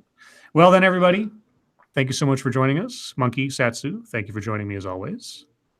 And everyone, your lives make us sad, and we will see you tomorrow. Bye, guys. Bye. Fuckers! Let's see. So what is... Oh, my phone's ringing. The secret word of the day is stupid ringer. Yeah, I don't know who that is because it's an unknown number. It's probably somebody trying to sell me something. But anyway, today's secret word. Let's see. So again, just for reference and because it's like it's quasi-traditional now, I'm getting out my copy of Screw the Roses, Send Me the Thorns, the romance and sexual sorcery of sadomasochism, flipping to a random page and dropping my finger on a page somewhere, and the secret word is... Oh, no. Today's secret word is arouse. Oh.